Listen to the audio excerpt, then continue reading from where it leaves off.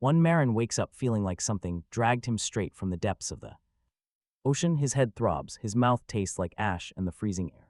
Smells of mold, wet earth, and burnt fat. The thatched roof above him leaks daylight in thin gray streaks. For a long second, he has no idea where he is, or whose body this even is. The cold has gone all the way into his marrow, and someone is breathing too close. Then it all hits him at once. He is no longer Yang, that office worker who died at his desk in a past life.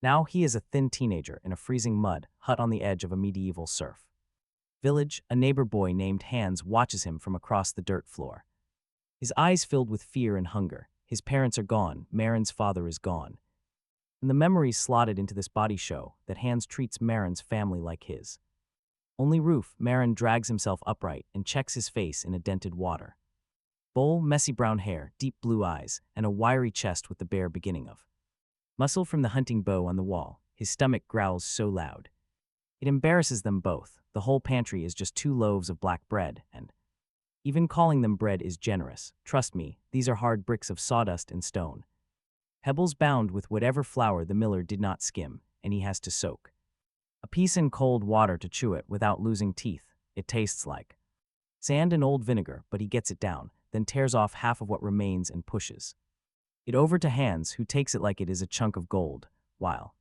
he eats, Marin sits with his back against the wall, letting reality sink in. His father is dead. Hans is his responsibility now. They have absolutely nothing, and winter is coming. If he does not change things fast, they will both freeze in this hut before the first thaw. His eyes drift to the bow, old, plain mulberry wood, its string a bit dry, the grip worn smooth by a stranger's palm he is supposed to remember as his father's. That bow is the only thing here with a future attached. He shoves the remaining bread under a cloth, pulls the weapon down from the wall, and the moment his fingers close on the grip, thin blue panel snaps open in the corner of his vision, showing the bow's draw weight, its effective range, and the overall condition of the string. Cold, clean, beautifully indifferent data, and it steadies his nerves more than the bread did. Whatever this archery system is, it came with him from his past life, and it is going to be the difference between living and starving. He gathers a handful of arrows, half-sharpened wood and half-iron tipped, and tells Hans they are going. Outside, the yard is a strip of dirty snow and a single dead tree about 10 meters away. He sets his feet, draws, and the first shot embarrasses him even with the panel. Watching, his new body is weak and underfed, his arms shaking at full draw, and the arrow plows into the dirt a full pace short of the trunk, a pretty rough start. But check this out. The system flicks up a tidy correction tip, telling him exactly what his elbow and fingers did wrong. That is when he really understands what he is holding. Anyone else has to learn archery by losing fingertips for a year. He gets a coach who never blinks. He adjusts, shooting again. This time the arrow bites the trunk and stays there. He shoots until his fingers go red and his shoulders shake until the panel notes he has somewhere around 10 strong shots left in him before this body taps out. Stamina is a wall he must eat through. Before anything else, Yang tells Hans they are going hunting. The boy flinches instantly. It is as if a terrifying goblin just walked inside, but Yang talks him down. He uses the same calm logic he would on a nervous coworker. Goblins only target wealthy farms, not broke villages. An old warning ode would have alerted the valley if monsters were nearby. To give Hans something to hold, Yang presses a small iron skinning knife into his hand. The boy clutches it like an heirloom. Yang inspects his own hunting knife. The system warns him that the handle is rotten. The blade could easily fly off in a real fight, so he wraps it tight with leather cord, promising to build a better weapon later. Quiver strapped on, leather armor secure, bow in hand, he is no longer some starving orphan. He is a real hunter now, even if he has only ever managed to shoot a single tree in his life. The dark forest closes around them in a soft hush. The cold, damp air completely sharpens his senses beyond anything from his past lives. Hans stays half a step behind. The boy is breathing far too loudly. Suddenly, his system panel lights up. A purple glow shines near a rotten log. It is serpent's tongue grass. Serpent's tongue grass, a legendary herb that boosts and heals. It is worth an absolute fortune. Yang crouches, brushing snow off the cluster. He plucks 2 stalks, forcing Hans to chew one. It tastes like burnt copper, soaked in vinegar, but the warm heat spreading through his stomach is completely real. His physical constitution permanently increases on the status panel before he even swallows. Out in the wild, magic is just a side dish. They track a fat rabbit through the brush. This time, the system assist is patient, factoring in wind, distance, and his shaky breathing.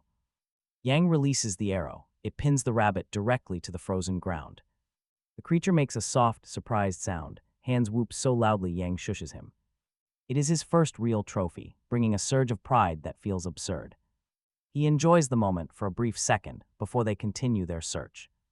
They collect safe mushrooms. On the way out, Yang spots a pine trunk shredded by deep scratches, catching a heavy, musky stink that the system panel identifies as a 300-pound wild boar downwind. His cheap bow cannot penetrate that thick hide even on a perfect day, so they turn back.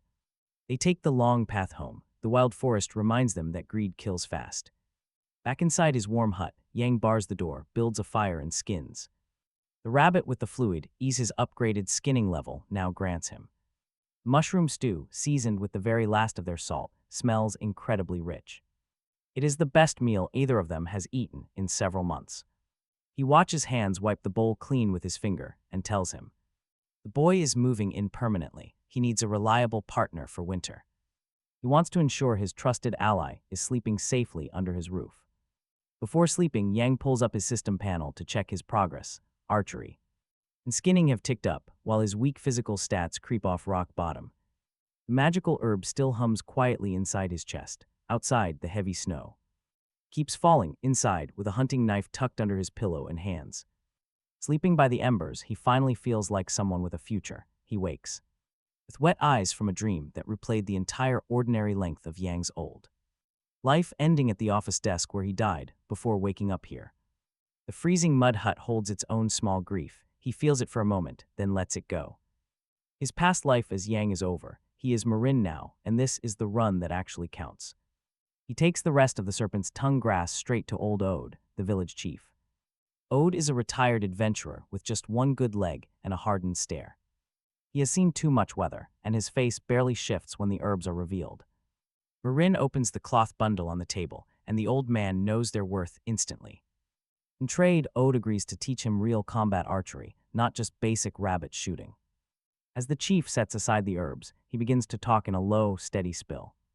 He speaks like a man who rarely gets to share his wisdom. The world is massive. Empires govern most of it, and power is divided into strictly ranked levels. A tiny village like theirs is just a fly speck on the empire's vast map. That isolation is the only reason they survive. He offers Marin 3 special skills to choose from. He chooses the skill Precision Strike without needing to think about it. He can already see how it slots perfectly into his system's weak point targeting. The chief grunts his approval and makes a promise to the young hunter. If Marin gets strong enough to draw it, his old purple wood bow is his. Ode runs him through drill after drill in the frozen yard that morning. He scolds him from a stool, but Marin's form improves faster than anyone expected. The system absorbs every correction, stacking it onto his muscle memory like layers of lacquer. But training alone does not put meat on the table for them. Marin tells Ode about the giant wild boar he spotted the day before. He asks what the chief thinks about hunting it, and Ode considers the option deeply. The old man does not stop him. Marin has no plans to fight a 300-pound beast head-on. He intends to use his brain, drawing on the strategic mind of his past life. He gathers his companion Hans for some heavy manual labor. They spend an exhausting day. They dig a deep pit on the trail the boar uses, making sure it cannot escape. The work is brutal. Suddenly, Marin feels his constitution stat tick up. He is still leaning on his spade when the system registers the upgrade. They cover the pit with branches, leaves, and crushed wild fruit as bait. They erase their scent and step back. Now, the real waiting game begins. 4 days of constant practice pass. Marin repeatedly tells Hans to stay back. The young man's nerves spike, but a true hunter always waits for the trap. On the 5th morning, a massive roar finally echoes through the entire valley. They run toward the sound. At the edge, they find their massive target. An enraged ironhide boar is trapped inside, slamming its thick skull around. Immediately, Marin's system overlays the beast's weak points in bright red. It warns him that this monster is at his absolute limit.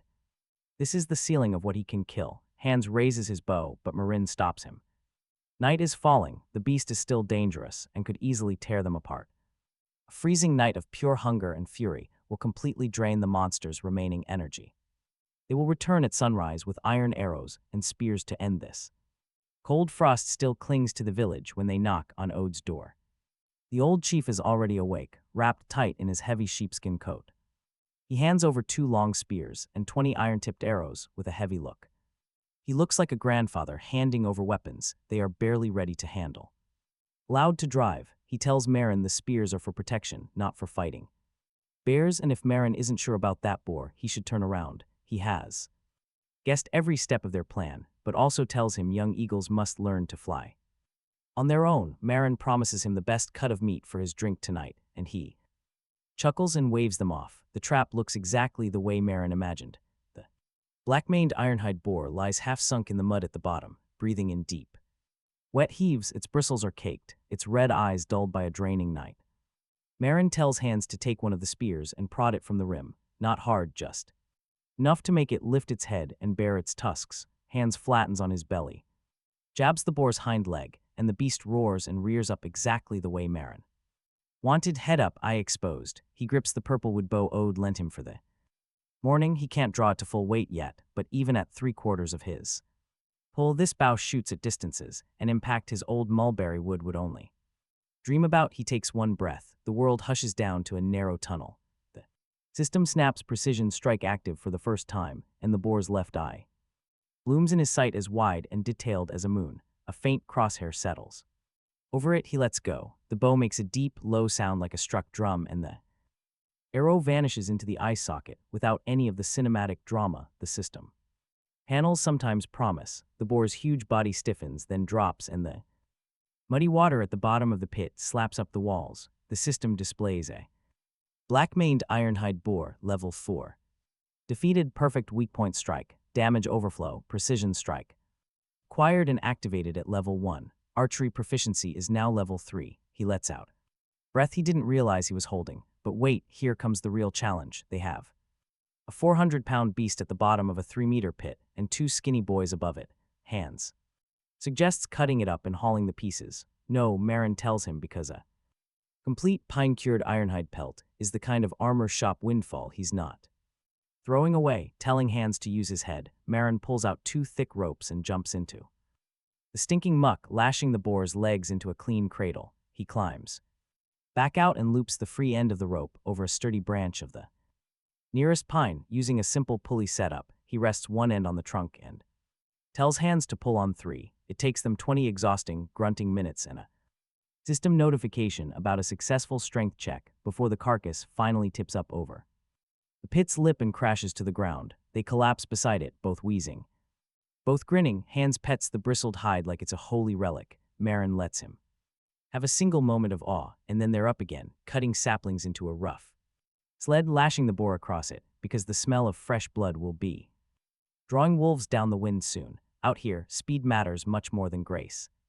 They drag the sled into Chrome's village just as the sun gets high and the entire place stops. Serfs in the fields drop their hoes. Women at the river forget their laundry. Whispers run faster than children. The black boar from the forest, the one even bears avoid. Marin did this after Jack died. Look at the eye, one shot, and that makes him a marksman. In a world that worships strength, the math is simple. The person who kills a monster like this is automatically a different kind of person, and from this morning forward, no one is ever going to look at him. He refuses to let anyone look at him and Hands as pitiful orphans anymore. Marin keeps his face completely neutral. He drags the sled inside before Grandpa Odd slowly hobbles over. The old hunter inspects the massive boar, its bloodied eye socket, and Marin. Utter quiet, the silence does its work before the old man finally speaks up. He speaks with a hidden, complex emotion that Marin has grown to recognize. Marin calls it luck, but Odd argues that luck is a skill. Then he raises his voice loudly. He wants the gossiping neighbors at the fence to hear. By law, any beast taken outside the Lord's territory belongs to the hunter. This boar is Marin's trophy. Hearing this, the couple of greedy eyes, lingering at the back of the crowd, quickly find somewhere else to be. Marin shuts the gate. He and Hands get straight to work, boiling hot water now. They drain the blood, carefully lifting the massive hide off in one piece. With level 2 skinning, Marin's knife moves smoothly like a professional chef's blade. The steel almost glides on its own. Soon, the giant pelt lies on the floor. It is thick, tough, and smells like fresh pine. The two curved tusks are incredibly heavy. After removing the organs and bones, they are left with a massive pile of nearly 200 pounds of clean meat, making hands shake with emotion. The boy looks ready to cry, murmuring they will not even finish this by next year. No more sawdust bread, but Marin is already planning ahead, looking past tonight's feast. He decides they will eat well tonight, but the rest must be rubbed with salt and ash, then smoked into strips, so none of this precious meat goes to waste. They are still desperately low on coins, salt, and survival gear for the coming winter. That hide could armor an entire squad. Talk about a goldmine. Marin shares his plan. First thing tomorrow, they are heading to Whitestone Town, home of the Adventurers Guild. He wants to see what those so-called professional hunters are actually like. He wants to inspect those guild professionals in person. Hearing this, Hans swallows hard and immediately insists on coming along. He really wants to eat white bread. Marin promises it is incredibly soft and sweet. The boy is now filled with total determination, stoking the fire. That night, the tiny hut finally smells of delicious roasted meat. It is far more than just dinner, it is hope. Marin lies in the loft, watching a brand new skill tree unlock on his system. He plans their next month, while Hans happily dreams of white bread below. Freezing dawn arrives. The icy morning air is so sharp it almost cuts like broken glass. Frost crunches loudly under Marin's boots as he steps right outside. His breath turns white instantly. In the yard, their wooden cart sits packed high with dark red meat. Last night's drop in temperature worked beautifully. The cold preserved everything. The cuts are stiff and the blood is frozen solid. This natural freeze will easily keep the meat perfectly fresh all the way to town. Hans tightly ropes down the final piece, his face flushed red with excitement. The rolled pelt sits on top, with the two tusks safely wrapped in burlap. Hans excitedly suggests visiting the chief first. Together, they push the cart forward. They haul the heavy load through the dim morning, light up to Ode's stone house. The old man waits at his door, wearing hunting gear with a clean dagger. A heavy travel pack rests on his shoulders. He scowls at their thin winter clothes and ushers them inside. The cozy room smells strongly of fresh pine resin and tobacco. From an oak chest under his bed, Ode pulls out a folded piece of dark brown leather. He hands it over with both hands and tells him to take it. It is a half body of hardened leather armor. It is old, worn, and covered in fine scratches. Dark sweat lines from a lifetime of use. The chest and shoulders are reinforced with cowhide plates. The rivets are dull but tight, and the buckles are made of tough sinew. The entire piece screams reliability the way a good knife does. Ode explains he wore this when he was young, almost 30 years ago, and that he paid a dwarf craftsman 10 gold for it on the border of the Aquitaine kingdom. It has stopped a goblin's poisoned arrow and the claws of war. Now his back is bent, and he cannot wear it anymore. If he leaves it in the chest, the moths will finish it. The young hunter opens his mouth to refuse, but Ode glares, telling him to shut up and put it on. Ode still has not given him his bow, but the meaning lands. But trust me, Whitestone is no peaceful village, and on this dangerous road his life is the asset the old man is choosing to protect. He puts the armor on. The system flicks in. Appraisal screen. Hardened leather armor of the seasoned ranger. Old quality but fine. The defense rating sits between 8 and 12, with durability worn but holding. It is lightweight, barely affecting agility, yet tough against blades. It even has a passive trait called Veteran Shelter, a faint passive that nudges the wearer's chance of dodging a surprise attack up slightly. He admits it is good stuff, and he means it. Ode snorts and tells him to stop showing off, then grabs his old patched travel bag. The youth asks if Ode is coming along, and he shrugs. He warns that 2 boys carrying something so valuable would be stripped clean before reaching the gates. Besides, he wants the cheap ale at the Copper Jug Tavern in town, and his old bones could use the walk. Hands the cart, the cold, and the 3 of them set off. Ode limps but sets a brutal pace that they struggle to keep, his eyes constantly scanning the roadside brush. Whitestone Town is about 30 kilometers away, and the rough road has frozen mud ridges, so Ode uses the journey to teach. He points at a birch where the bark was stripped fresh, explaining a person did that with a knife, and that marks are extremely fresh. Someone passed by within half a day, traveling light. It could be a scout or a thief. Out here, wild beasts are not the only threat. People are much worse. The young hunter silently takes notes on every detail, watching. The tracks at the roadside slowly organizing themselves into clear clues he can actually read. By afternoon, they top the final hill. The town spreads out below them on the plain. A gray-white giant of a settlement walled in pale quarried stone, 3 meters of. Wall are covered in moss and vines. Hands gawks as if seeing the gates of paradise.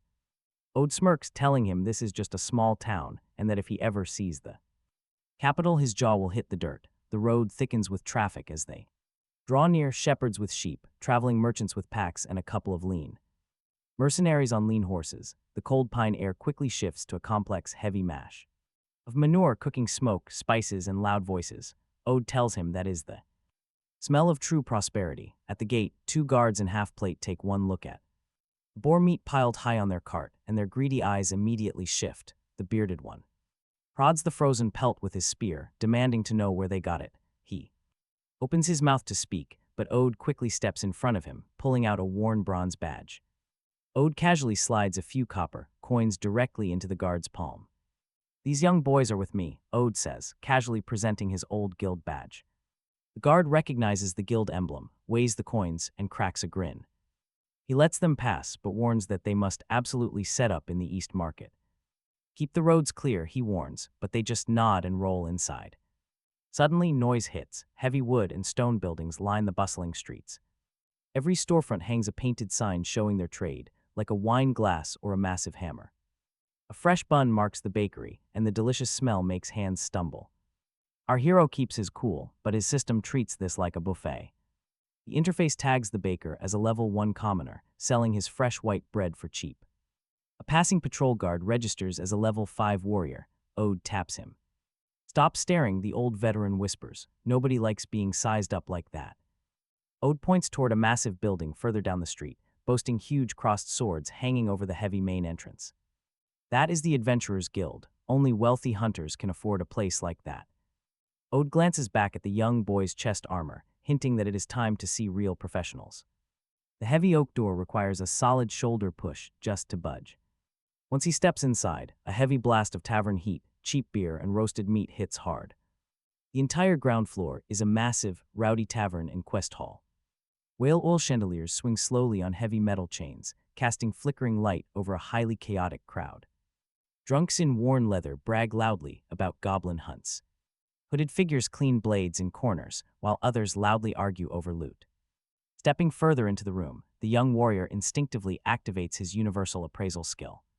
But the system feedback immediately drops a cold weight into his chest. The giant warrior standing near the counter registers not as clean data, but as a dense gray mist. The system warns that the target's level is far too high to read. Trying to force it will alert him, then he spots a robed woman. She is wrapped in that exact same gray mist, and the moment he looks, she senses it. With a sharp turn, she fires a chilling look straight at him. Talk about a painful wake-up call. Cold sweat instantly drenches his entire back. He drops his eyes. This is a painful, absolute lesson. His cheat skill is only good for measuring rookies. He looks at the waitresses. This time the data flows perfectly. They are simple level 1 civilians. Beside him, Ode grumbles quietly under his breath about high-level people with short fuses. He warns the boy to stay close as they navigate the busy floor. They walk toward a counter marked with a sign for recycling materials. Behind it sits a thin man peering through a single lens glass. He flips through a dusty ledger, casually greeting Ode by name. Addressing him as Otter, he uses an old nickname the boy ignores. "It is not my cell today," Ode replies, gesturing back to the young warrior. The young warrior steps up, placing his heavy bundle on the wood. He rolls out 2 blade-like tusks alongside a thick, dark pelt. The surrounding room does not go completely quiet, but the loud chatter noticeably drops. Leaning forward, the appraiser adjusts his lens and taps the sharp bone. He runs his hand along the clean skin, examining the cut. "Black-maned ironhide," he mutters, estimating the beast at 400 pounds. The appraiser shifts his gaze from the boy to Ode, slowly settling on a final decision. "Excellent work," he praises the clean skinning, intact roots and fat layer. Sheepskin parchment is pulled out, charcoal scratches across with a quick motion. The tusks make perfect daggers, 16 silver. He eyes the heavy hide next. It yields 2 sets of fine leather armor, worth 1 gold and 4 silver. The meat goes to the guild kitchen for 10 silver, totaling 2 gold. And 10 silver, the boy's heart leaps. A local farmer barely makes 1 gold yearly. Then Ode pulls a small, worn cloth pouch right out of his old hunting coat and tosses it onto the counter. He grunts to add this too as the pouch spills open, revealing a shriveled green goblin scout's left ear, cut clean. The kid nearly chokes on the math, wondering when on earth the old man found time. For that, the appraiser chuckles, fully expecting Ode to pull a stunt like this. The goblin ear is only 2 silver, but every coin counts. Final total 2 gold. And 12 silver. As he nods, a heavy pouch slides across, the coins clinking. That sound is absolute heaven to the boy. Talk about an incredible, life-changing payday. Outside, the air feels completely clear, and Hans floats down the cobbled street, giddily asking if they should buy a giant sword or empty the local bakery. The boy keeps his cool, possessing an adult mind inside a kid's body, and counts out the 2 silver from the goblin ear and tries to hand it over. Ode waves him off, telling him to keep it as a travel fee, and then sweeps a hand across the busy shops lining the street. He warns the kid that 2 silver in this greedy city barely buys a drop of water. Towns offer more, but they still devour people. The old hunter squints at him, asking if the boy is enchanted and wants to stay as a city person. The boy looks at the wealthy citizens, the rich displays, and slowly nods. Not yet. Right now, he is just a fat sheep clutching a heavy purse. Danger is everywhere. Without strength, he cannot protect his wealth. The boy tells Ode he needs a proper sword. A spear is too long and a bow is useless up close. He needs melee power. He eyes the gleaming long swords in the nearest smithy, but Ode stops him, warning him not to walk into a tourist trap built to cheat rookies. Those cheap iron swords snap on bone and cost too much. Save the cash.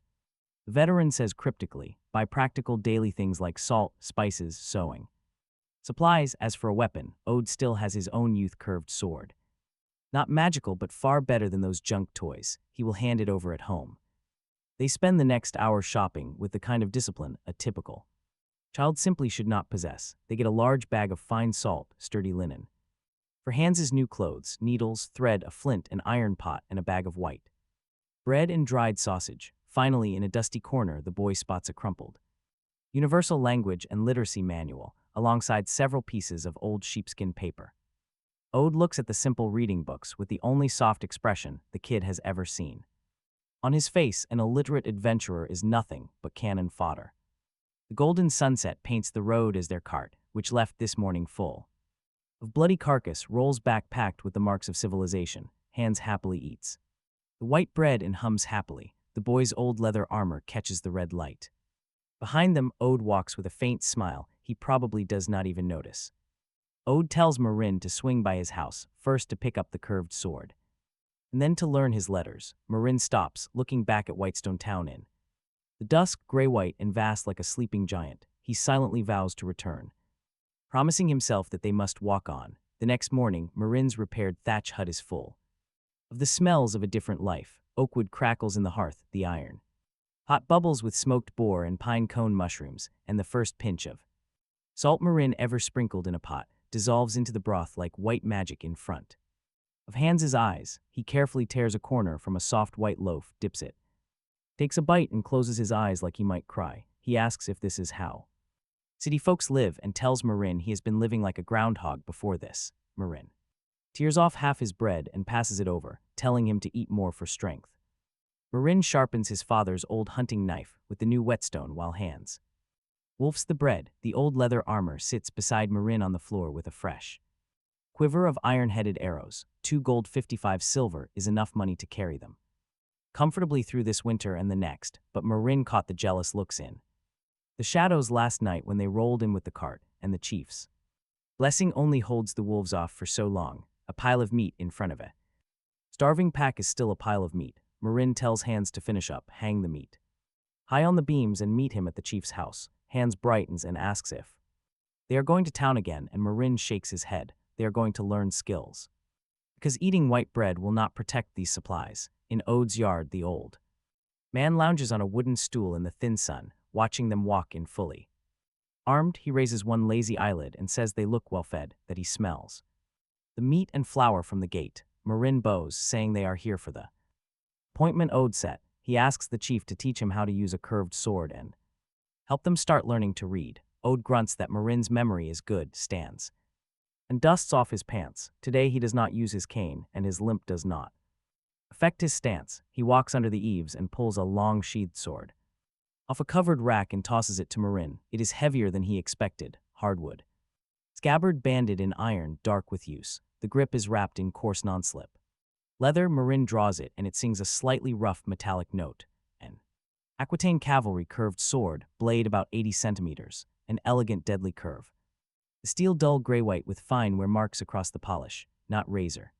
Pretty but hungry, the system overlays the appraisal. Old cavalry curved sword of Ode fine quality green-tempered steel and hardwood grip, attack around 10 to 15 with a swing bonus, leverage cut trait that boosts swing speed by a noticeable margin, blocking tool trait that allows the thick spine and guard to deflect light weapons, evaluation of retired soldier's trusty companion, much deadlier in trained hands than any decorative blade. Nice sword, Marin tells him. Sincerely, he snorts. That is the one that rolled with him through corpse piles, Ode says, and draws his close-fit dagger reverse grip and his entire body. Language changes. The lazy old man drops away, and a wolf walks out into his place. He tells Marin the boy has a talent for archery and is quick on precision strike, but that on a real battlefield, especially against goblins and kobolds, who swarm. An archer who lets enemies close is a dead archer, a curved blade. A curved blade is not a normal sword. It needs no fancy thrusts, only sweeps and cuts. Use your strongest force, Ode tells Marin, and strike, but Marin hesitates, afraid of actually hitting the man. And Ode sneers, telling him his moves are so weak they would not even graze his clothes. The pride of his youthful body flares at the insult. Marin grips the handle with both hands, raises it high, and slashes down at Ode's shoulder with all the strength in his new shoulders. The blade howls. Just before impact, Ode easily shifts. He slips a small step to the side, dodging forward. Marin's target completely vanishes, replaced by a sudden explosion of sharp pain as Ode's heavy dagger hilt cracks against his right wrist. The curved sword clatters away as Marin clutches his wrist, swearing. Ode grunts that he is too slow and stiff, asking who told him to plant his feet and chop like a woodcutter. Marin is drenched in sweat after just one swing, but he refuses to whine. He grabs his blade and backs away to reset. The second run, Marin holds back, keeping a bit of margin to quickly recover, testing a wide sweep instead of a heavy chop. Ode slips back and his dagger casually taps the side of the blade like a striking snake, a clever wrist flick sweeps Marin's sword outward. His entire guard is blown wide open, and the cold edge of Ode's dagger kisses his throat. You have died twice, the veteran dryly remarks, stepping back. Watching this poor kid get absolutely wrecked is painful. For the next hour, he dies constantly. Ode breaks his attacks, disarms him, and taps his vital spots from impossible angles.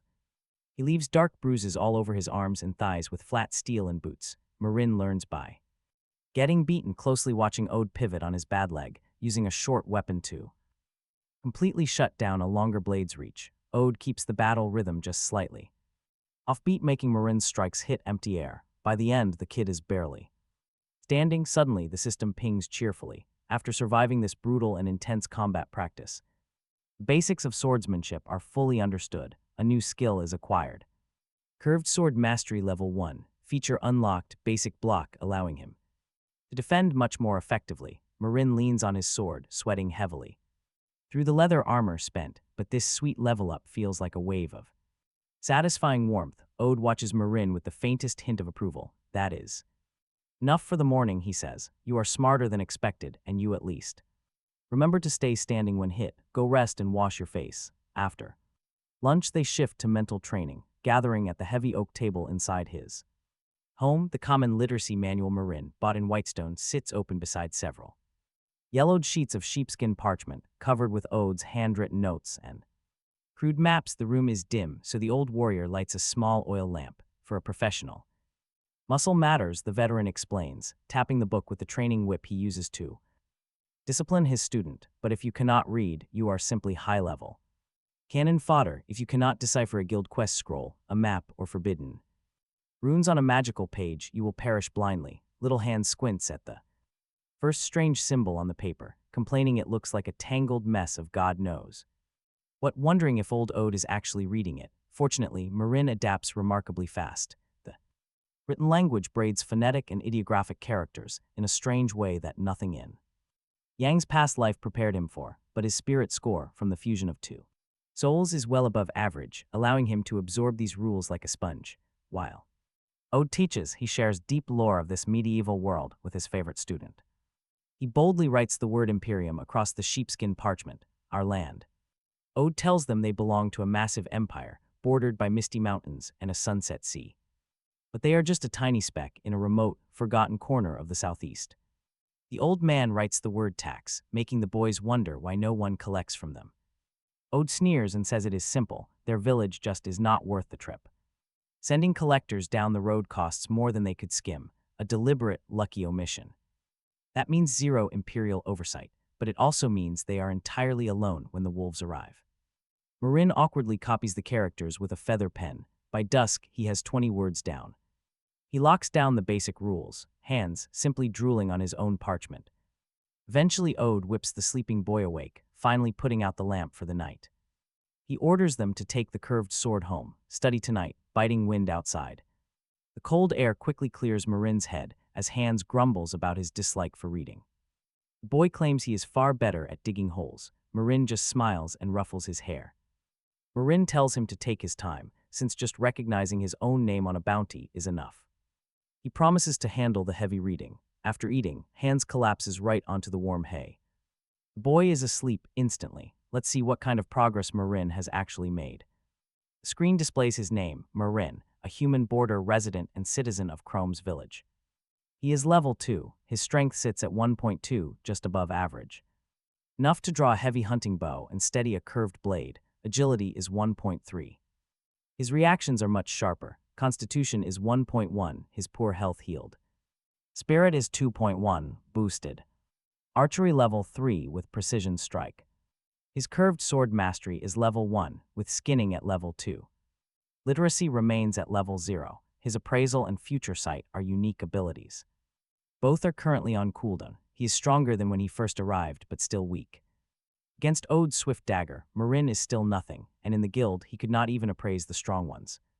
It is simply not enough. He clenches his fist, feeling the fresh, raw blisters.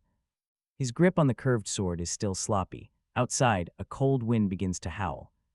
A wild beast howls nearby. Winter has arrived, and things are about to get pretty ugly. It is going to be a brutal season. On the third morning, Marin steps outside. He steps onto a layer of white frost, crisp as glass. His breath fogs in the air. The freezing wind immediately tears it away. Hans is already out in the yard. He is wiping frost off his bow, his red, cold-burned face flashing a bright grin. The boy cheerfully reports that the water jar did not freeze, and the fire is lit. Marin nods, splashes freezing water on his face to wake up, and looks at the wall. Ode's old curved knife hangs there. Its hardwood and iron sheath is deeply worn. The non-slip leather wrap on the handle remains firm, a reliable tool from yesterday. Ode gave it to him, advising that a blade must learn to trust its owner. Meat stew burbles in the pot. Marin cuts 2 thick slices of rye bread. The rich scent of hot fat in a freezing room is an absolute treasure. Hans hovers over the pot, prompting Marin to tell him to hurry up. They need to head to the chief's place for target practice and more lessons. Ode's yard sits right at the westernmost edge of the village, pressed hard against the looming dark trees. Instead of resting on his usual stool, the old man stands in the clearing. Sharpened wooden stakes are piled at his feet, and he drives them into the earth. They are set 10 to 30 steps away, uneven and highly irregular. Just in time, Ode says without looking up, telling them to imagine short. Quick, sneaky goblins. He points Hans toward a corner tree for a new drill. No arrows today, only throwing. He tosses Hans a grass rope net heavy with pine cones. Hans blinks in total confusion, while Ode calls Marin over from the other side. He must navigate the stakes and cut every single charcoal mark, not just graze them, and Hans must pelt him hard with those pine cones as he passes. Marin looks at the stakes. Some marks sit at chest height, some at the knees, or even higher for horsemen. The gaps between these wooden posts are incredibly narrow, so tight that he has to turn sideways to squeeze past. Begin, Ode commands. Stepping back under the eaves with folded arms, Marin draws his curved sword. The blade glints with a dull gray-white shimmer in the cold morning light, its elegant curve. There's no mere decoration anymore, but a serious heavyweight in his hand. He steps in. The first stake stands right in front, marked at waist level. He twists sideways. Cutting a fast, clean arc, snap, a fresh gash appears slightly off the mark. Too deliberate, Ode shouts. A curved blade is no heavy axe, it must flow like water. Round stones, Marin presses forward, next stake left side at shoulder height. Rather than chopping down, he flicks upward in a quick rising sweep, the blade strikes dead center, wood chips fly, but suddenly a flying pine cone catches him from the side, thumping his back. It barely hurts, but it shatters his focus completely. Stay on the field, Ode yells, urging Hands to throw faster. Are you hungry? Hands grits his teeth and launches another, whistling right past Marin's ear. He forces himself to ignore the flying pine cones and zeroes in on the next low stake. Dropping low to chop, another missile clips his wrist, causing his heavy blade to tilt slightly below the mark. Keep that wrist steady, Ode barks at him. A mosquito bite cannot shake your grip, a goblin weapon will. Sweat now coats Marin's forehead. Despite the freezing winter air, he pushes onward. The narrow stakes crowd closer together, making the marks tougher to hit. Meanwhile, Hand's throws grow incredibly accurate. The boy is getting clever, timing his throws to Marin's swings. Twice they nearly hit his face. Dodging only with a swift head tilt, his sword arm begins to ache terribly, but his fluid movements start to smooth out. He stops hunting for marks with his eyes, letting his body sense the stakes through the air, allowing the curve of the steel to find its mark naturally. He blocks incoming cones with the spine of his sword, spinning and stepping to strike. When he slices the final high stake, the gash is incredibly deep and perfectly aligned. He sheathes his weapon and exhales a heavy plume of white breath. Ode walks over to inspect every single cut, noting the sloppy starts and clean endings. Out of 34 stakes, 28 targets were hit. 11 cones caught your body, Ode notes. Simply okay. But coming from Ode, that is a massive compliment. Next, they must train with the bow. Hands is sent to gather up the cones and count his hits. The boy grumbles, walking off to count. The archery drill now moves near the tree line. Ode hangs a few woven grass rings from a sturdy, horizontal branch of an old oak tree, connecting ropes to his hand, moving targets. He warns, giving a sharp tug. The rings immediately swing wildly in all directions. Spinning at 50 steps, shoot cleanly through the ring without hitting the edges. Marin draws his bow, targeting a swinging ring. The first arrow barely grazes and thuds into the tree trunk behind. Too slow, Ode grunts when the ring swings. Aim to the right, the arrow needs time to get there. Watch, he takes Marin's bow, drawing it halfway without even looking. The targets are swinging. He raises his hand and looses on an exhale, sending the arrow clean through the center of a ring. With momentum to spare, hitting the brush, Hand's mouth drops open. Ode tosses the bow back, hit 70 out of 100 to pass. The boy's first 10 shots only hit 3. He stops, closes his eyes, and breathes, replaying Ode's motion in his head. Feel, don't just aim. Predict the ring's path. Calculate the arrow's flight and let go. The next 10, 5 hit, then 7. Sweat drips onto the frozen ground. Honestly, watching him push through this is unreal.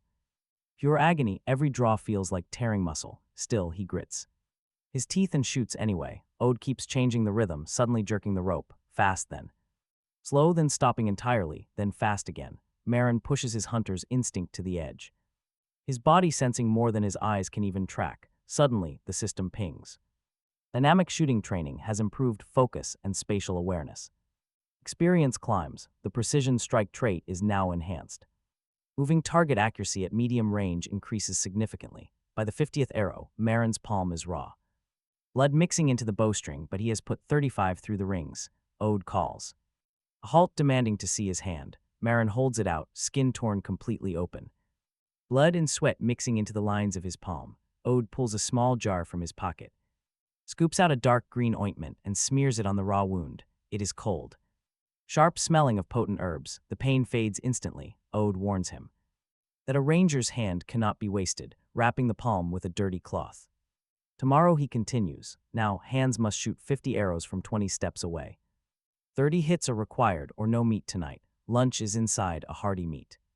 Stew, black bread, and pickles. Ode pulls out a small wine flask, takes a sip, and hands it over to boost Marin's blood flow. The strong liquor burns down the boy's throat and warms his gut. Marin passes it to Hands, who tries one careful drop and immediately sticks his tongue out at the burn. After they eat, Ode rests. Instead, he sits on his stool by the fire and calmly whittles a wooden Stick with his small knife, letting the shavings drift into the flames. Marin. Ode says after a while, his voice low over the crackling wood, do you know why I chose you? Marin sets down his bowl, guessing it is because of his archery. Many people are good at archery, Ode says without looking up, in his younger days. He saw legendary elves who could shoot clean through a coin at 200 steps, and half-elves who could loose a swift volley and strike 10 flying birds out of the air. Not even close, Ode pauses, carving a deep groove into the wood. He chose him, the old ranger explains, because of something burning inside the boy's eyes. Looking up, Ode's yellow eyes reflect the firelight like glowing amber stones. It is not greed or simple acceptance, but an absolute refusal to quit. Marin wants to live. So he grits his teeth, bleeds, and draws the heavy bow in freezing weather repeatedly. The young boy remains silent. Firelight flickers across his youthful face, marked by wind and frost. Chrome's village is too small, Ode continues. It is not even marked on the Empire's map. So small that no tax collector has visited for a decade, and yet it survives. Why? Because some people are deeply rooted here like grass. He turns his eyes back, patting his right thigh. He sighs that he is getting old. This leg keeps me awake on rainy nights, he explains, admitting his limits as a protector. He can only do so much, yet the village still needs constant guarding. In spring there are goblins, in summer bandits, and in autumn whatever else comes. He tells the boy his father was a good hunter, but only guarded his own home. His voice is soft but heavy. You see a bigger place, the old man says. That is why he teaches him, offering the knife, the bow, and the forms. Not as a gift, but so the boy can shoot a leaf at 150 steps and walk out of an ambush of 20 goblins completely unscathed to go somewhere for him. The young hunter sits up straight. The old man keeps carving a smooth, straight shaft. He reveals that a long time ago, he and his 4 brothers took a job. They wanted to clear a goblin den. He puts the knife down for a moment. He turns the shaft to the firelight before going back to his carving. They made a massive mistake, being too confident and eager, attacking them at night. Suddenly, there was something far worse than goblins waiting inside that dark cave. His voice remains flat. It was a dark thing, moving like a shadow with sharp claws. Those claws ripped right through their armor. They were ambushed in the pitch black. Their bows were useless. They stood back to back all night, fighting with curved knives. John, the shield-bearer, was dragged into the dark with only a warning shout. Lena, the healer, tried using her holy symbol, but was bitten in the neck. The last 3 ran, desperate to escape the absolute nightmare. Roy, the thief, led the way, but the ground suddenly broke beneath him. He fell. Ode turned back to help, only to get bitten.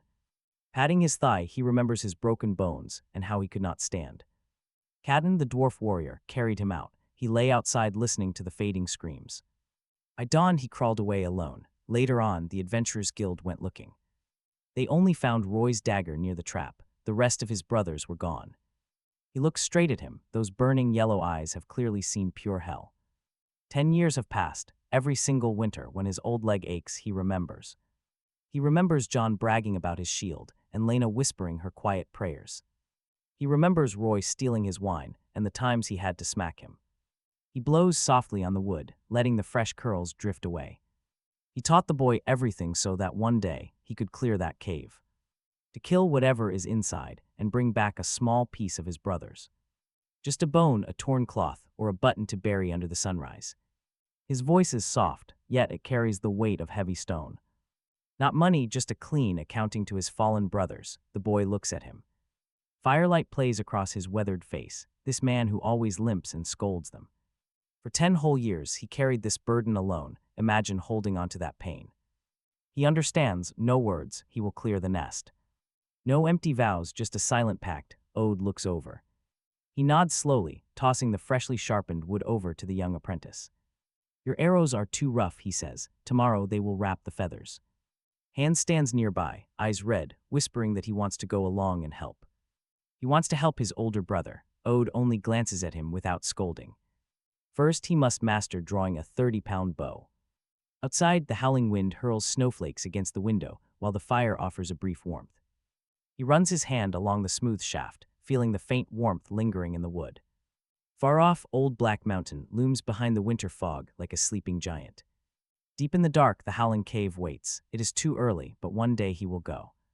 Before that day, he must grow strong enough to draw a much heavier bow. He needs a faster knife, sharper eyes in the dark, and the grit to survive. And trust me, he is going to need every bit of that strength very soon. By the 15th of Frost Moon, the training enters a brutal new stage. Simple yard targets are no longer enough. Early one morning, Ode drops 2 heavy bundles at his feet. These are real fledged arrows, packed with gray goose feathers and deadly iron heads. Ode tells him there are 20 arrows, miss just one, and he owes 50 extra pull-ups. They do not go deep today, they stay on the edge of the misty forest. Hans follows close, warning him to watch his step and look up. He unties the oilcloth. The weight of these new arrows feels far heavier than the crude wooden ones he carved himself. Each metal head is a 3-sided pyramid with a deep, chilling blood groove. This is a weapon built for real killing, not just hunting harmless rabbits. Hans hauls a quiver almost as tall as himself, his face pale but his eyes bright with excitement.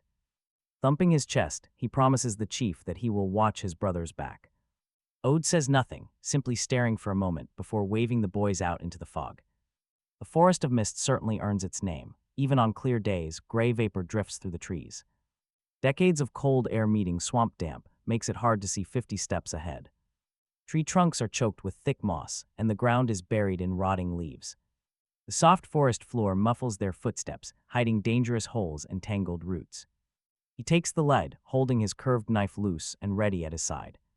The faint squeak of leather on leather sounds incredibly loud in the suffocating silence. Hans stays 3 paces behind, eyes scanning the thick bushes and low-hanging branches. Ode taught them well in a place like this, danger strikes from any direction. They follow a faint hunter's trail. This used to be his father's old route. It bypasses the worst of the swamp, leading past a few old trap locations. His goal today is to check those traps and see if they have caught anything. Meat is running low. Near a fallen giant cedar, he signals for Hans to freeze. He crouches low. The rope mechanism is still intact, but the bait is gone. The piece of blackened cured meat was stolen, leaving tiny claw marks in the damp soil. Hans whispers that it must be a fox, but his brother silently shakes his head. Scraping the leaves aside with his knife, he reveals a clear print in the mud. It has 3 thin toes with sharp claws, no larger than a child's palm. The edges of the track are still fresh and wet. His face instantly hardens. This is no fox or badger. It is something his father never warned him about. And right here things take a terrifying turn. Goblins, he whispers under his breath. Hans gasps, his hand instantly clamping down on the strap of his heavy quiver. These small, green-skinned beasts are the monsters from the terrifying bedtime stories. They hunt in packs, raid villages, and kill anyone caught out alone. Hans whispers with a shaking voice, asking if there is only one of them. No reply, he stands and silently scans the thick, drifting fog. He remembers Ode's teachings and presses his ear to the cold ground. Nothing, only the wind. Rustling the treetops and a faint, distant stream, yet something feels entirely wrong. It is far too quiet, no sparrows, no crows. He stands up and signals Hans. Hans nods and they quietly slip off the southeast path toward a small slope. Ode always said goblins love high ground for their lookouts. Thick rotting leaves blanket the forest floor, smelling of decay and wet moss. He treads carefully, placing his toes down first to mask his weight. Hans tries to copy his movements, but snaps a dry twig, turning pale. 15 minutes later, a jagged pile of collapsed boulders looms through the fog. Remnants of an old landslide. He signals Hans to stay low behind a boulder. Scaling the freezing stone face like a lizard, he peers through the gaps. Below him lies a hidden clearing, centered around a smoldering pile of gray ash. Wisps of blue smoke drift upward, surrounded by tiny, pick-clean bird bones. Glinting shards of glass and stolen copper buttons lie scattered. His chest tightens. 2 small, wretched figures stand in the clearing, barely reaching Hans's chest height. Their dull, grayish-green skin is choked with disgusting warts and weeping bumps. Pointy ears twitch through matted hair, while filthy stolen rags drape their bodies. One crouches low, scraping a chunk of wood with a jagged piece of flint. The other clutches a crude, stone-headed club, his shifty eyes darting around. 2 goblins, it is hard to tell if they are lone hunters or sentries. A pair of targets with simple weapons, easy enough, but tension is off the charts. Only 40 paces, with plenty of cover and a clear shot for his bow. Hans must stay back. A melee brawl is far too dangerous for him. He slips down the rocks and quickly gestures to the trembling boy. 2 enemies. Get ready to shoot, wait for the word. Hans nods, his hands shaking. The kid positions his quiver, draws the heavy hunting bow, and notches an arrow. He pats his trusty dagger, climbs back up, and draws his own weapon. The bowstring creaks softly in the quiet air. He aims at the distracted carver. Drop the first, then let hands distract the second for an easy melee finish. His breath slows, heartbeat leveling out. 40 paces, a light breeze still targets. With level 4 archery talent, he exerts absolute control over his trembling muscles. He lets go. The feathered arrow slices cleanly through the hanging gray fog. It buries itself deep in the neck of the carving goblin, a choked scream. The tool drops from its spasming fingers. It claws desperately at its throat. Thick green blood oozes over its hands before the creature collapses backward, dead. The survivor jumps, clutching its stone club, and glares directly at his ridge. Now hands, he bellows. The boy pops out and pulls his bow taut. He releases a panicked, shaky shot that sails high over the monster's head. It thuds into a tree trunk, but it successfully draws the goblin's focus. The beast snarls and shakes its club. Instantly, he leaps down, rolling smoothly. Absorbing the impact, he draws his dagger and charges. The goblin hears him. It spins, swinging its heavy club with a wicked, wind-cutting whoosh, brutally fast. He refuses to retreat or block. Instead, he ducks low at the last second. Sliding right beneath the swing, he slashes his curved blade upward in transition. The sharp steel bites deep through the beast's leather armor. It is over. He drives the blade through tough green skin, deep into the chest and gut, foul blood and warm. Guts splatter across his arm. The goblin gives a dying hiss like a punctured. Wineskin drops its weapon, staggers back 2 steps, falls, and twitches once. The entire fight took just 10 seconds. The forest goes back to silence except for the slow drip of blood. Its metallic stench fills the damp air. Hands runs out from behind his. Rock, his face completely pale as his throat works, fighting the urge to throw up. He breathes deep to settle his nerves, scans the clearing twice for movement, then approaches. The first body, he pulls the feathered arrow out and wipes the blood on its rags. The iron head is slightly bent but still usable. He kneels down, fighting the nausea himself now, and slices off the goblin's long pointed ears. The green blood is thick and foul. He wraps the ears in a cloth and slips them into a hidden pocket inside his leather armor. Ode once told him the Whitestone Guild buys these. A complete pair of adult goblin ears brings in 2 silver, an important trophy. Proof they faced a monster and survived. Hans whispers to his big brother, his voice still trembling, asking if they are really dead. They are, he replies, standing up to head to the stream to wash the dagger. Cold water on his tingling skin clears his head. He orders Hans to check for more tracks, and the boy gathers his courage. Soon he calls out quietly, pointing out a path covered in lots of small footprints, leading deep into the thick, dense fog beyond the rocks, and sure enough, there is a clear trail of small tracks leading deeper. At least a dozen overlapping sets mark a heavily used path to the nest, but he does not follow. Ode's warning echoes in his head: never go alone into an unknown monster's lair. Not without preparation. 2 silver is tempting, but a man only gets 1 life.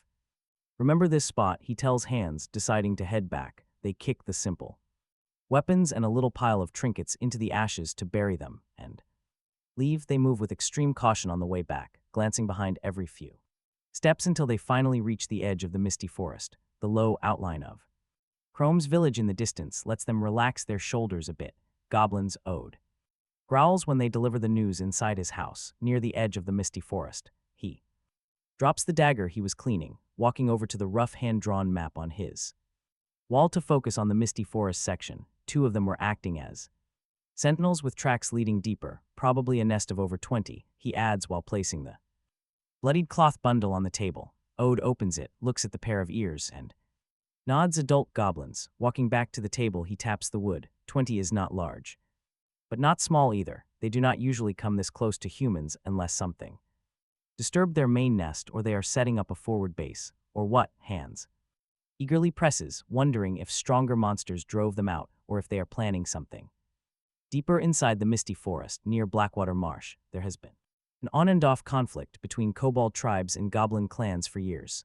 Maybe those green pests got pulled in. Ode looks at him, telling him to keep the ears safe. Next time he goes to town, trade them. Remember where the nest is, southeast of the rocks. Footprints leading toward Blackwater Marsh. Do not act rashly, Ode warns, his voice growing serious. 20 goblins rushing at once would tear him to Bones, no matter how good he has gotten. Goblin dens always have traps, simple, but incredibly nasty. He understands and nods. Ode thinks for a beat, then tells him the next. Ode orders them to keep practicing archery, focusing on quick draws. 3 arrows, 3 breaths, 3 targets. Sword training starts tomorrow. They must learn forest footwork, using trees for cover. Ode notes that Hands has sharp eyes and excellent timing. Now the focus shifts entirely, only stealth and scouting. He must learn to walk silently and track goblin activities. Ode pauses. Tomorrow they will train with real short daggers, learning to slash. The combat goal is simple. When an enemy gets close, drive it home. The rhythm shifts. Over the next few days, training grows brutal. Every single morning before dawn, they run laps around the village. They drill footwork in the yard, weaving between mock wooden trees. He blocks and slashes at wrapped sticks, flying from random angles. Despite his bad leg, Ode strikes relentlessly at their joints and vitals. He gets absolutely battered. Deep purple bruises cover his skin. Soon, archery practice moves to the forest, where Ode hangs armor. He forces the young man to shoot at these swaying targets. He has to sprint through trees, firing from 30 to 60 steps. Shifting light, quick draws, he drills the instant release. His arrows fly fast, his accuracy climbing daily. Meanwhile, Hands sticks close to Ode, studying tracks, broken branches, and forest signs. Ode teaches the boy how to hide in foliage and control his breathing. He learns to remain absolutely still. Hands takes the training very seriously. Innocent eyes sharpen. Slowly, the child becomes a hunter. Every few days, he scouts alone, sometimes bringing Hands along to practice. They head to the misty forest near the rocks, always maintaining a safe distance. Using Ode's old brass spyglass, he observes the area, noting guard rotations. The goblin sentries change every 4 hours, small scouting parties. Of 3 to 5 leave the nest to forage. He maps their routes. No more guessing, the exact location of the nest is clear. Southeast of the rocks, they find an underground entrance covered in vines. It seems to be an old den, expanded by raw claw power. Crude wooden barriers and warning fences are decorated with old bones. Though quiet by day, night brings flickering campfires and eerie noises. Over 20 goblins live nearby. That is a total disaster waiting to happen. It is a massive, constant threat. He draws every detail on grass paper for Ode. Ode studies the rough sketches, then nods. They are almost ready. The interior remains unknown, but this seems to be the only entrance. They are quiet by day, but far more chaotic after dark. Ode taps the map. He asks if they are going to attack. Yes, they must strike first. He needs real combat, risky combat, and he needs the money. The bounty is a start, but the nest might hold supplies and coins. Ode looks at him in silence, measuring his resolve. 5 more days, he says. In 5 days, his moving target accuracy at 60 steps must hit 70%. His footwork must survive 20 attacks. Meanwhile, Hands has to be able to stab a moving, rabbit-sized target within 30 steps with a dagger. Ode explains those marks will help him plan, miss them, and he must practice until they come to him or grow big enough to drag everyone else into trouble. He agrees without single second of hesitation. 5 days. Looking out, he sees the misty evening forest. Looking like a crouching beast, the cave inside like a festering sore beneath its skin. 5 days he has to pop that boil. Late that night, he sits under the oil lamp with a piece of charcoal, sketching attack plans on the back of rough paper. Meanwhile, Hands is already asleep, breathing softly. Outside, the wind whistles through dry, dead branches with low whine. His sword needs sharpening, his bow needs a heavier draw. The next days are filled with sweat and gasping breath. Ode stops separating bow drills and sword practice. He welds them together, calling the technique the hunter's rhythm. Rangers are not just archers or swordsmen, Ode tells them in the morning. Fog standing before a line of dew-covered wooden stakes, they are killers who can pierce an eye at 50 paces and slit a throat within 3. Distance is your shield in your prison. Knowing exactly when to draw the bow or pull the blade is what makes you a true ranger. Get ready because the training gets brutal. Ode hangs old armor stained a suspicious dark brown onto the wood. He makes him run, stop, roll, and bounce off trees while shooting at tiny charcoal targets. If he misses, he does 30 pull-ups in the freezing cold. While he struggles, Ode charges in with a cloth-wrapped stick, striking like a viper at his sword-drawing arm and sluggish legs create distance. Ode barks, "Are your legs decoration?" He leaps back, Trying to knock, Ode shadows him, poking and sweeping to block every chance to draw the sword. Are you waiting to die? He slings his bow and pulls the curved blade backhand. Their weapons collide with a dull thud. He spins, aiming at his wrist, the result of weeks of footwork and flowing cuts. Ode flicks his own wrist, tapping the blade aside. Suddenly, his defense is completely open. The cold tip of the wooden stick taps his throat. Dead again, Ode says flatly, lowering his weapon. Your rhythm is off. When archers get rushed, the first option is always to open up some space. If you cannot retreat, draw decisively, but the sword only buys room to draw, not to fight to the death. Only living rangers are useful. Dead ones are corpses, but watch, those bruises stack up, and his motions become more precise even through the pain. His gaze grows colder and sharper under Ode's constant threats of death. Swapping between his bow and sword no longer feels awkward or clunky. His steps between the trees and posts leave faint afterimages. Now he can feel his muscles tightening under pressure. His breathing grows deeper and much steadier. Under the grueling work, his sense of distance, timing, and limits becomes incredibly clear, like a thin sheet of ice forming over his awareness. No sudden spikes, only steady cuts, pain, and relentless repetition. Hands is transforming too. Ode hands a short knife, only as long as his forearm, but razor sharp. The boy practices close-range drills, stabbing at imaginary bellies, ribs, and chins from below. With minimal motion, it is dull, dangerous work. He nearly cuts himself twice, yet he trains with deadly seriousness. The familiar fear in the boy's eyes slowly begins to harden into a focused, predatory stare. Ode also teaches him highly complex traps and tracking methods. Hands absorbs it all quickly. Every few days, they enter the misty forest, not for simple scouting but to hunt. Their targets are lone goblins or small packs. They move through the woods like ghosts. His hunting instincts grow sharper with every single targeted hunts begin. Senses sharpen, detecting every ounce of malice. Hands uses Ode's lessons to exploit the blind spots in standard goblin patrol routes. The first real hunt begins with two goblins drinking by a creek. He crouches behind bushes 30 paces away, aiming his bow steady at the back of one goblin's head. Hands is closer, hidden behind a tree trunk, short blade drawn, holding his breath. The bowstring twangs and the arrow pierces the green skull. The second goblin turns, startled, scrambling for a stone axe. He drops his bow and lunges, rushing across wet creek stones.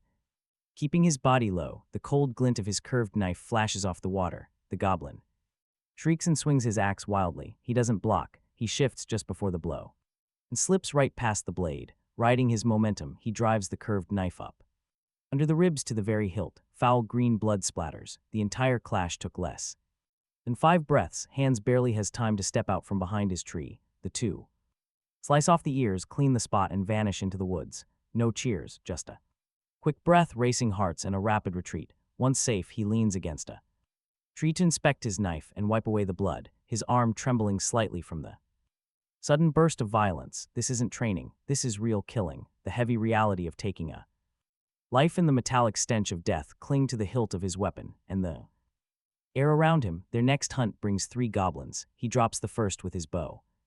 Hand steals his nerves, using his short bow to distract a second, buying him time to close the distance with his sword. But the third, driven mad by its comrade's deaths, swings a jagged stone club around in wild arcs. Trapped in a tight, rocky pass, he cannot dodge in time. The club tears his left arm open, ripping leather and spilling blood.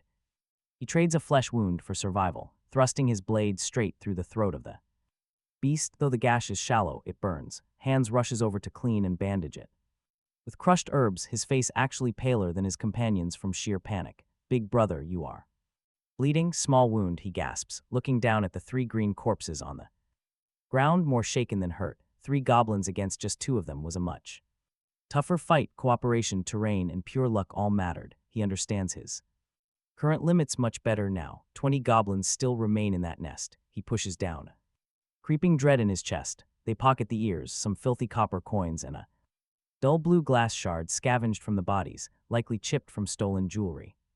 The hunts drag on. Their ear count grows daily. The gash on his left arm scabs over into a dark, ugly knot. His movements sharpen, the last trace of training. Stiffness has vanished, replaced by a ruthless, cold edge. Even Hands is no longer a dragging burden. His primitive traps actually snag a goblin, and his throwing accuracy has vastly improved. Ode inspects the bloodied, severed ears they bring back. Listening closely to the details of every encounter, he nods occasionally, but mostly offers harsh corrections. You hesitated here, he says. You should have cut the carotid knot. Stabbed the belly. Your positioning was awful. That bent tree on the left was perfect. Cover, yet you hid in plain sight. And hands, why yell when throwing stones, are you? Trying to guide them straight to your position. The old man's feedback is harsh, but it refines them. That night he sleeps like the dead. Brutal training and exhausting hunts have drained his energy. Inside the quiet hut, only hands his soft snoring and the low crackle of the hearth break the silence. Then a vision takes hold. No chaotic, blurry fragments this time. This one is chillingly lucid, like staring through a sheet of ice. He sees himself in a damp cave with a heavy, musty stench. Bones and debris litter the wet floor. Deep inside, a dying fire flickers, lighting a tall, muscular green figure. Taller than any goblin he has ever seen, it sits on a stone and skin throne. It wears a crooked, rusted iron helmet, knowing a large thigh bone. His vision is pulled in close to its dirty, sharp claws. On its right hand, on one relatively clean finger, there is a ring. The band looks like dull, colorless metal, possibly once silver. The face is set with a gemstone, even in that dark, dirty place. The gemstone leaks a strange, reddish glow from inside, like dried blood or dying embers, faint but persistent as if alive. A cold message flows directly into his mind. Bloodstone ring. Effect: once a day it can block or deflect one serious or deadly physical attack aimed at the wearer. After the effect triggers, the gemstone dims completely and only recovers after dawn. The next day, the scene shatters and rewires. He sees himself fighting the big goblin in the cave, a blade or arrow about to land vital, and a faint blood red shimmer flickers between, deflecting it with a grating sound. The goblin laughs wildly and swings a heavy stone axe at him. The dream blurs. He jerks awake on his haybed, heart pounding, cold sweat soaking through. The hut is dark, only faint snow light at the window. Not a dream, a premonition. The time has come. He touches his left arm by instinct. The wound there is healed, leaving only a faint scar that inches a little, but the dark red glow of the ring and the strain deflection are etched in his mind. Once a day, his breathing slows and his eyes catch sharp in the dark. If the warning is true, then the biggest risk in attacking the nest is the ring-wearing big goblin. A deadly hit nullified could turn the battle, but on the other hand, if he gets that ring, every day from that on offers him one extra life, beyond priceless in this world. But the premonition only shows the existence and the effect, not how to get it. Charging the nest directly, fighting 20 goblins plus a ring-protected leader, trying to grab the ring cleanly, too risky, almost suicide. Maybe drop the leader after it triggers its effect or lure it out of the nest. He gets up quietly without waking hands, walks to the water barrel and splashes cold water on his face. Outside, the sky is thick dark blue, still far from dawn. He sits by the hearth, poking the embers with a thin branch. Sparks flicker and die. He has to have that ring, not only to remove the biggest threat in the nest fight, but because the ring itself is a treasure. One life-saving chance every day is invaluable. The last embers go out and the hut sinks into full darkness. Only the planning glow in his eyes is left. The night is long. The plan to seize the bloodstone ring is now a sharp seed planted in his chest, waiting for the right moment to sprout. Training continues. Hunts continue. Now he has a very clear new goal. In the final days of Frostmoon, the real winter shows its teeth. The sky is no longer lead gray, but a heavy indigo that looks ready to freeze whatever lives under it. The wind has stopped howling and become a steady low moan, like the breath of a dying beast, sweeping the thatch and bare branches of Chrome's village, stealing the last warmth. The snow has hardened, crunching painfully underfoot, shining with a cold gray white. The air is dry and sharp, like biting ice in the lungs. The cold has become more terrifying than any beast. It also forces the hungry. Cold drives forest creatures to desperate risks. Ode's face grows graver each day. He completely stops pushing them on basic endurance, turning every lesson into brutal combat simulations. Temperatures plummet, forest beasts grow wilder. Ode stands in the yard, bundled tightly in a heavy bear fur cloak. His freezing breath mists. Unstoppable goblin hunger is coming. Driven by desperation, the monsters will scatter like locusts in search of any food. They will draw closer to the village. Ode sweeps his gaze over them. Ode sternly orders their hunts to stop, sending a sudden, bone-chilling dread straight through the boy. They absolutely will, Ode cuts in. tapping his heavy wooden cane. Goblins are stupid, but they hold incredibly long, bitter, dangerous grudges. You both have killed many of their kind, and they never forget the smell of blood. They stayed deep in the forest only because they actually feared dying. But now he stopped speaking, leaving the terrifying threat hanging silently in the freezing air. Desperation will drive those monsters straight toward the village. Talk about terrifying. Nest Hands whispers, sheer desperation flashing in his wide eyes. It must be destroyed, because waiting for the monsters to strike first is absolute suicide. Ode's dull eyes flash, waiting passively is pure foolishness. They must strike first while the beasts are scattered. Following this grim warning, their daily training intensity instantly spikes to a brutal new level. Ode drops 2 sets of filthy, tattered leather armor and coarse garments at their feet. He barks at them to put the tattered gear on immediately. Hands pinches his nose at a stained vest, asking what the foul stench is. Ode calmly explains it smells of goblins, who possess incredibly sharp, highly dangerous senses. Simply hiding tracks in the snow is not enough to fool them. They must roll in animal droppings to completely confuse those keen goblin noses. The young hunter does not hesitate, pulling the foul vest over his thick winter clothes. The horrific smell of rot and swamp mud hits him instantly. Hands grimaces but copies him. They drill stealth in the yard. Weaving between frozen firewood piles, they practice moving like completely silent shadows through the yard. Under Ode's commands, the primary goal shifts from raw killing power.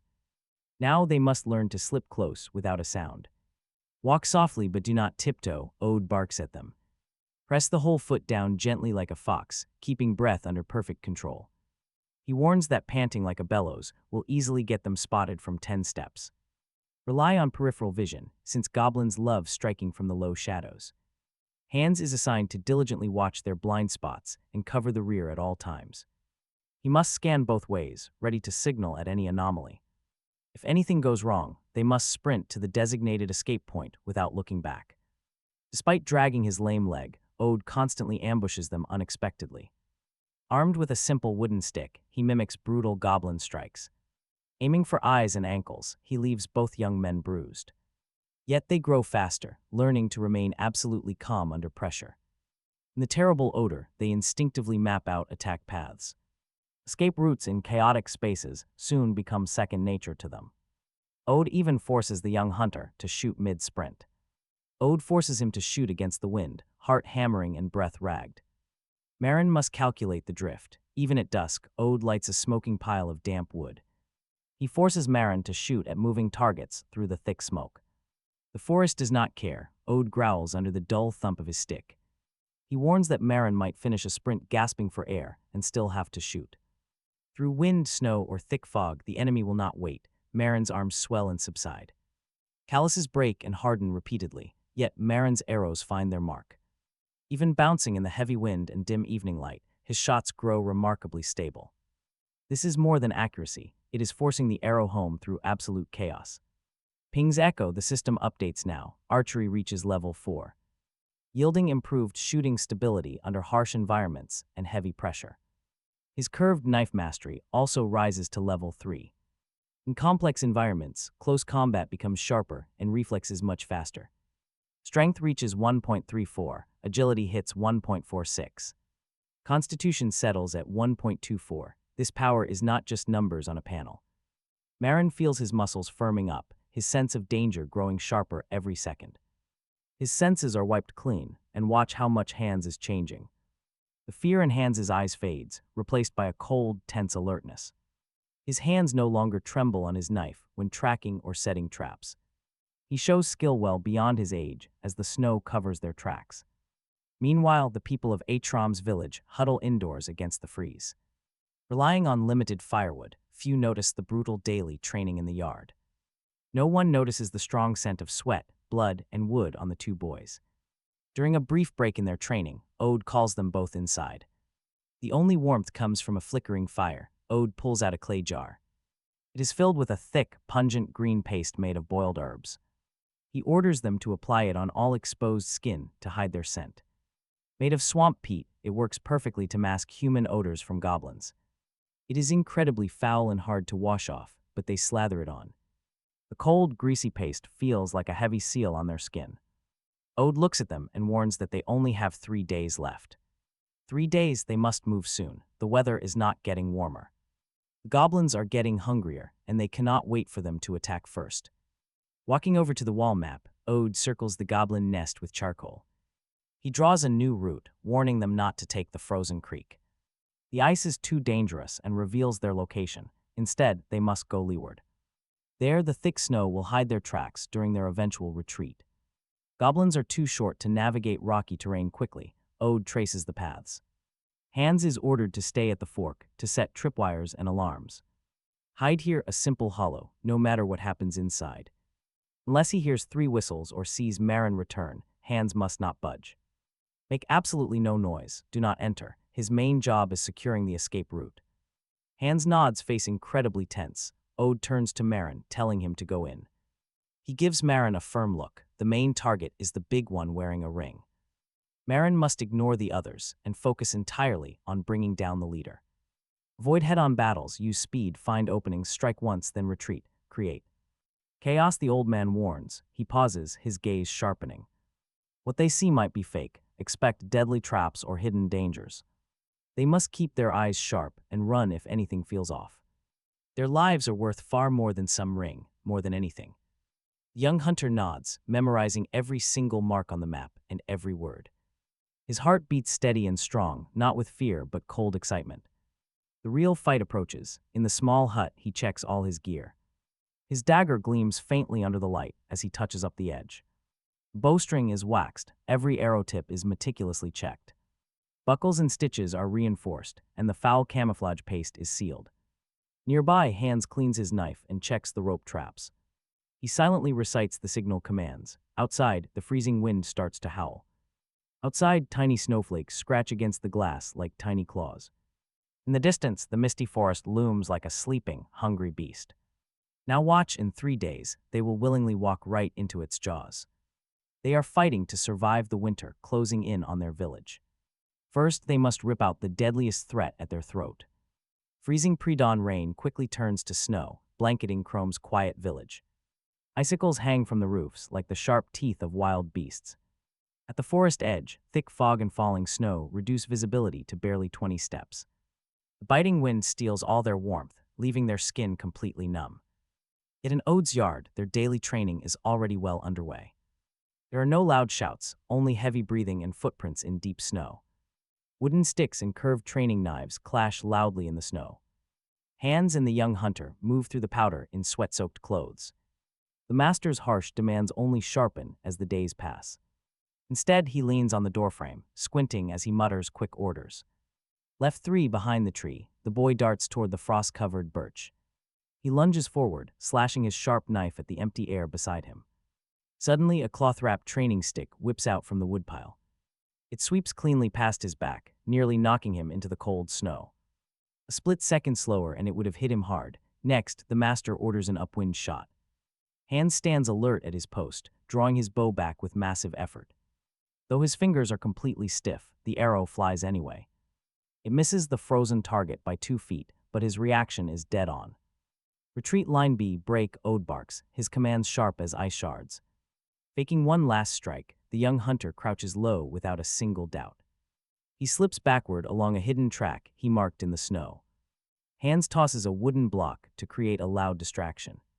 He grabs his short spear, and as his partner rushes past, he follows. With eyes locked behind them, they quickly reach the escape point. Collapsing against the cold wall, they gasp heavily in the freezing air. Ode limps over on his cane, silently inspecting the trail they left behind. The prints are messy, but they smartly blended into animal tracks. Hans nods and tells him that will do, his eyes watching the boy's trembling right arm. Hans rubs his flushed face, warning him to remember this feeling of exhaustion. Out in the wild, fear and exhaustion are deadly, so he must learn to survive them. Hans looks up at the heavy gray sky, warning that the snow will not stop. It is prime time for those green creatures to hunt, and things are about to get ugly. The freezing cold and endless snow act like whips, driving hungry goblins from their nests. They head toward the outer edges where food is scarce, forcing the 2 hunters to adapt. They must push their hunting grounds deeper into the misty forest, where camouflage is everything. They smear charcoal and fat paste on their faces, wearing torn cloths stained with mud. Leaves, moss, and snow mask their backs as they move like two silent shadows. They blend into the foggy terrain, but the hunt is becoming far more dangerous.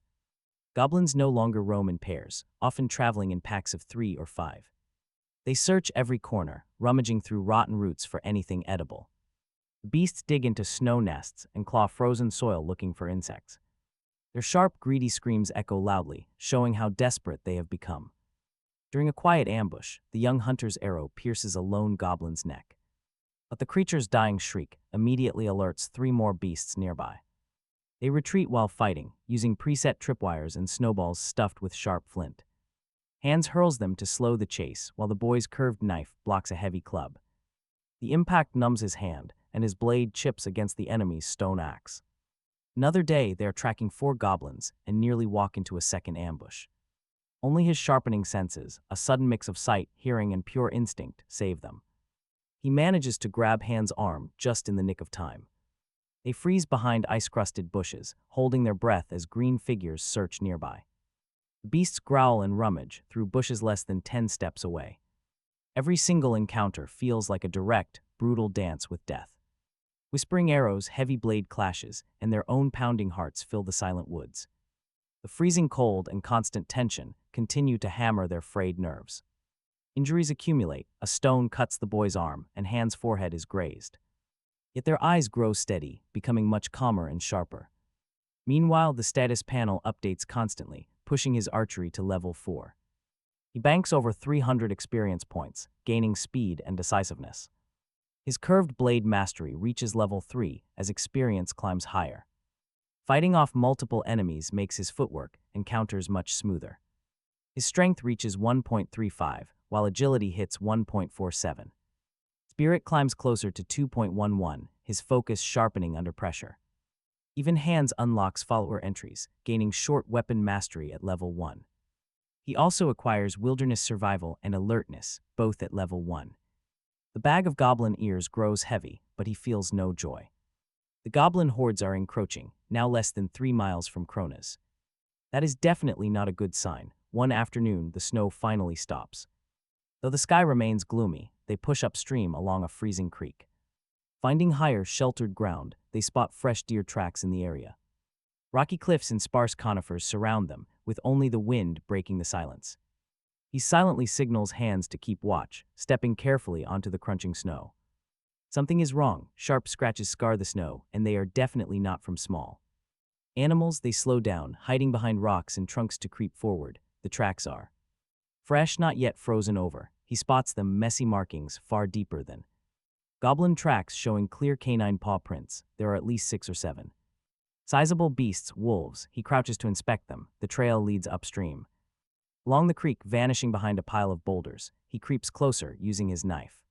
Tipped to clear snow off one print. Beneath the white layer, the soil shows faint.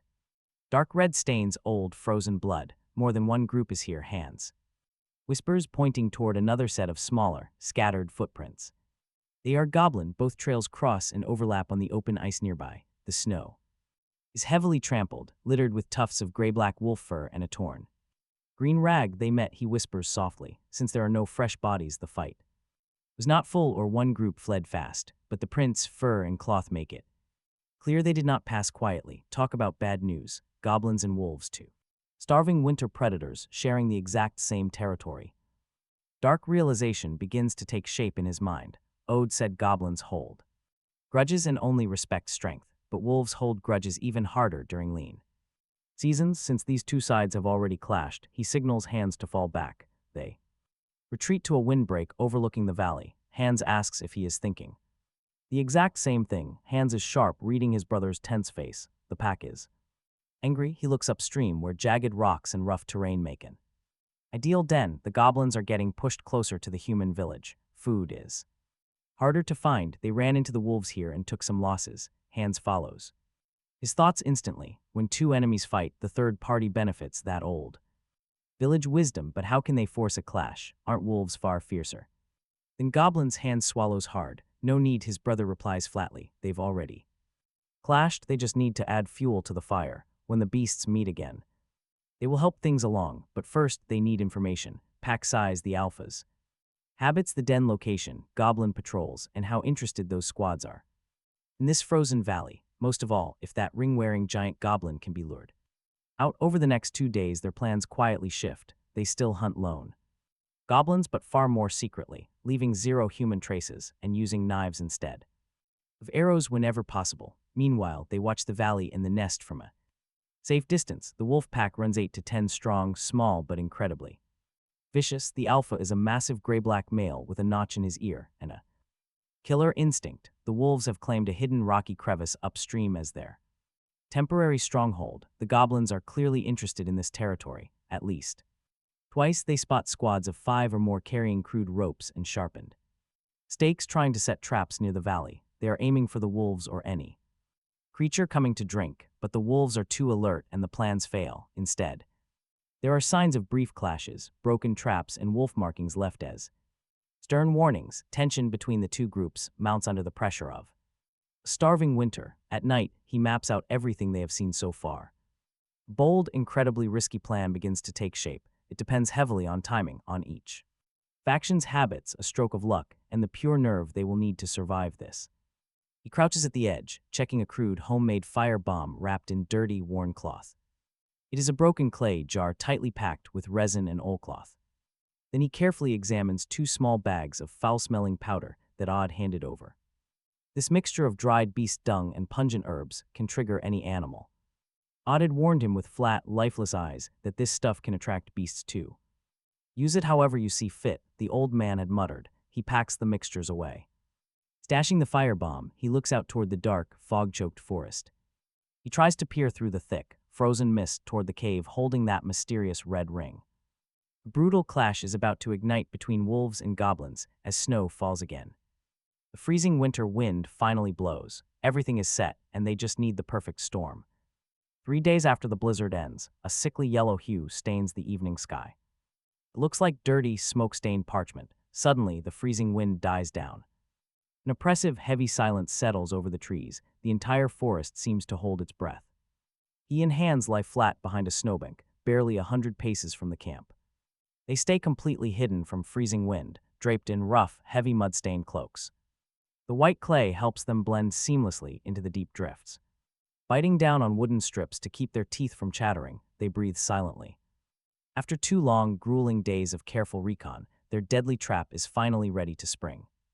This highly toxic powder has been split up to maximize the chaos. They smeared the most potent dose onto the corpses of 2 freshly slain goblins. These green bodies were harvested from an ambush they pulled off last night. He dragged the smelly bait up to a highly visible rock in the valley. This spot lies perfectly downwind. Hans laid the second scent trail yesterday afternoon. He spread it all along the main pathways the monsters regularly use near their cave. Even the dirty trash heaps were dusted, light but plenty for the job. Those keen-nosed wolves will easily track this irritating scent straight to the cave. The plan is dangerous. Those heavily scented goblin corpses will bait the predators. This trail of irritating powder will guide the hungry wolves right to the entrance. Monsters will absolutely lose their minds when they find their dead completely torn apart. Brutal hunger and territorial rage will do the heavy lifting. No full war is needed. Just enough chaos to draw their eyes to one spot, and right on cue, the show begins. High-pitched shrieks echo from behind the crude, crooked wooden barricade guarding the cave entrance. Several angry beasts scurry out with worn baskets, snarling and spitting. They patrol the cave entrance, red eyes gleaming wickedly. One massive leader stands out from the crowd, wearing a dented, rusty iron helmet on his head. He grips a stone-studded wooden club, barking harsh orders at the smaller runts. That is their chief. Even from here, his violent pressure is completely suffocating. The heavy hand wrapping his crude weapon flashes with a faint, highly ominous red light. It is the ring. Suddenly, a savage wolf howl echoes loudly from the dark valley below. More howls join in, closing the distance at terrifying speed. Panic spreads as the guards scramble to retreat back inside their hole. But the armored chief shrieks out, completely forcing them back as he raises his weapon. He roars back at the woods, rallying his cowardly troops to stand firm. They wave stone axes and crude spears, snarling through the fence at the approaching sounds. The pack arrives, and several fast gray blurs burst out from the trees. 8 wolves prowl the snowy woods, led by a one-eared giant with flashing fangs. The starving pack is highly aggressive, fur bristling as low growls rumble. Their target is obvious, the goblins gathered outside the cave entrance. Their furious aura and the memory of stolen food fuel the wolves' rage. The alpha howls the attack, and the helmeted goblin screams a charge. The wooden fence flies open. Over 15 goblins rush out behind their leader. They swing stone axes, clubs, and spears, roaring forward into the snow. The wolves respond instantly, spreading out to use their speed and teamwork. They lunge from the flanks, and a brutal battle erupts in the snow. Snarls and roars echo as heavy bones and raw flesh collide. Teeth tear into skin, spraying green and red blood across the field. It freezes into ugly patches. The goblins fight wildly, relying on numbers. They swing crude weapons, while agile wolves coordinate their rapid, leaping strikes. One goblin falls with his throat ripped open. A wolf takes spears to the ribs. He rolls away howling. The hunter keeps his eyes on the brutal brawl. The giant goblin is unusually fierce, swinging a heavy stone club with skill. He bats back one charging beast, then spins to crush another trying to flank him. Seemingly half-mad, he bites his own allies, yet his old leather armor holds. As he swings, a dark red glow flickers over his body. The clever alpha wolf remains cautious, avoiding a direct head-on clash with him. Instead, he directs the pack to harass other goblins, waiting for total chaos. He lunges, nearly catching the leader's ankle before a stone club crashes down. It barely misses, leaving a wolf's back smeared bloody. The window is closing. Time is up, he nudges Hands, who silently grabs the purple wooden bow. Hands slips it off the hunter's back and hands him a single arrow. His hands are steady, eyes locked below. The hunter takes the cold bow. Feeling the cold string and feathers, he slowly breathes in the freezing air. He exhales, settling into a deep hunting calm as the noise fades away. Even the fear of death filters through an invisible barrier and quiets down. Absolute silence, only 2 main targets remain in his focus sight now. The leader's raised right hand and the alpha's flank on his next lunge. He draws slowly, muscles flowing with a familiar, steady strength in the quiet. The wind is still, his target is roughly 80 steps away in chaos. Their constant motion leaves clues. The massive goblin has just batted back a wolf. He is raising his club to crush a struggling comrade to show off. Pure madness, his upper body is completely exposed and open to attack now. His right hand is still. Watch closely, this next second decides everything. The string's quiet hum is swallowed as the arrow flies like a shadow. It streaks through dusk air, its metal tip punching into a weak spot. It strikes right under his armpit, where the old leather armor offers nothing. The impact spins him halfway. His stone club misses as he hits snow. He lets out an agonizing roar, clutching his fresh wound instinctively. He grips it with his left hand as the alpha senses this vulnerability. The wolf kicks off the snow, launching forward like a streak of gray. Lightning lunging directly at the unguarded neck, a clean, lethal strike. He already has a second arrow notched. He draws fast, eyes cold. His gaze locks onto the moving gray streak. The giant goblin is slow to react under the pain. Mad with rage, the wolf lunges. The goblin leader barely manages to twist his injured right arm. The beast's teeth sink hard toward the joint of the shoulder and neck, but just as they meet, a thin, transparent ripple suddenly appears on the green skin, looking like solidified blood. It wraps around the goblin's body. Suddenly, a harsh scraping sound rings out across the field. The wolf's fangs catch on a slick, gel-like surface as an invisible force pushes them aside. No flesh tears, there are only a few deep scratches left on the old leather armor. The beast stumbles on landing, the protection worked. It blocked a strike that would have shredded its neck, but the goblin is paying a price. That protective shield seems to drain his energy. Coupled with the arrow wound, he slows down noticeably. With his arm injured, his movements drag. For the first time, raw fear flickers in his eyes. The wolf alpha grows furious at the strange shimmer. Crimson eyes lock onto his green target. He glares at the staggering green leader, his powerful leg muscles tensing for another deadly strike. But he never gets that chance. Not now. He releases his arrow. The alpha is still winded from his previous lunge, his attention locked on that bizarre defense. Whistling silently through the air, the shaft strikes between his ribs. It pierces the gap between his ribs and drives straight up into his chest cavity.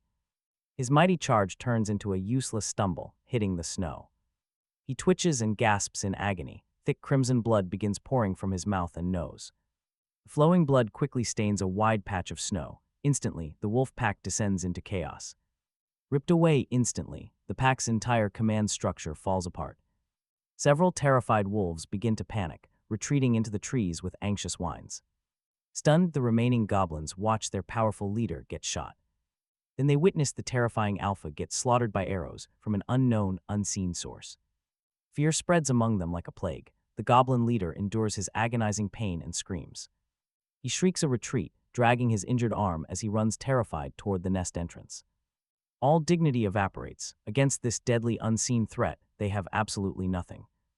With their leader fleeing in terror, the remaining monsters lose their minds and scatter.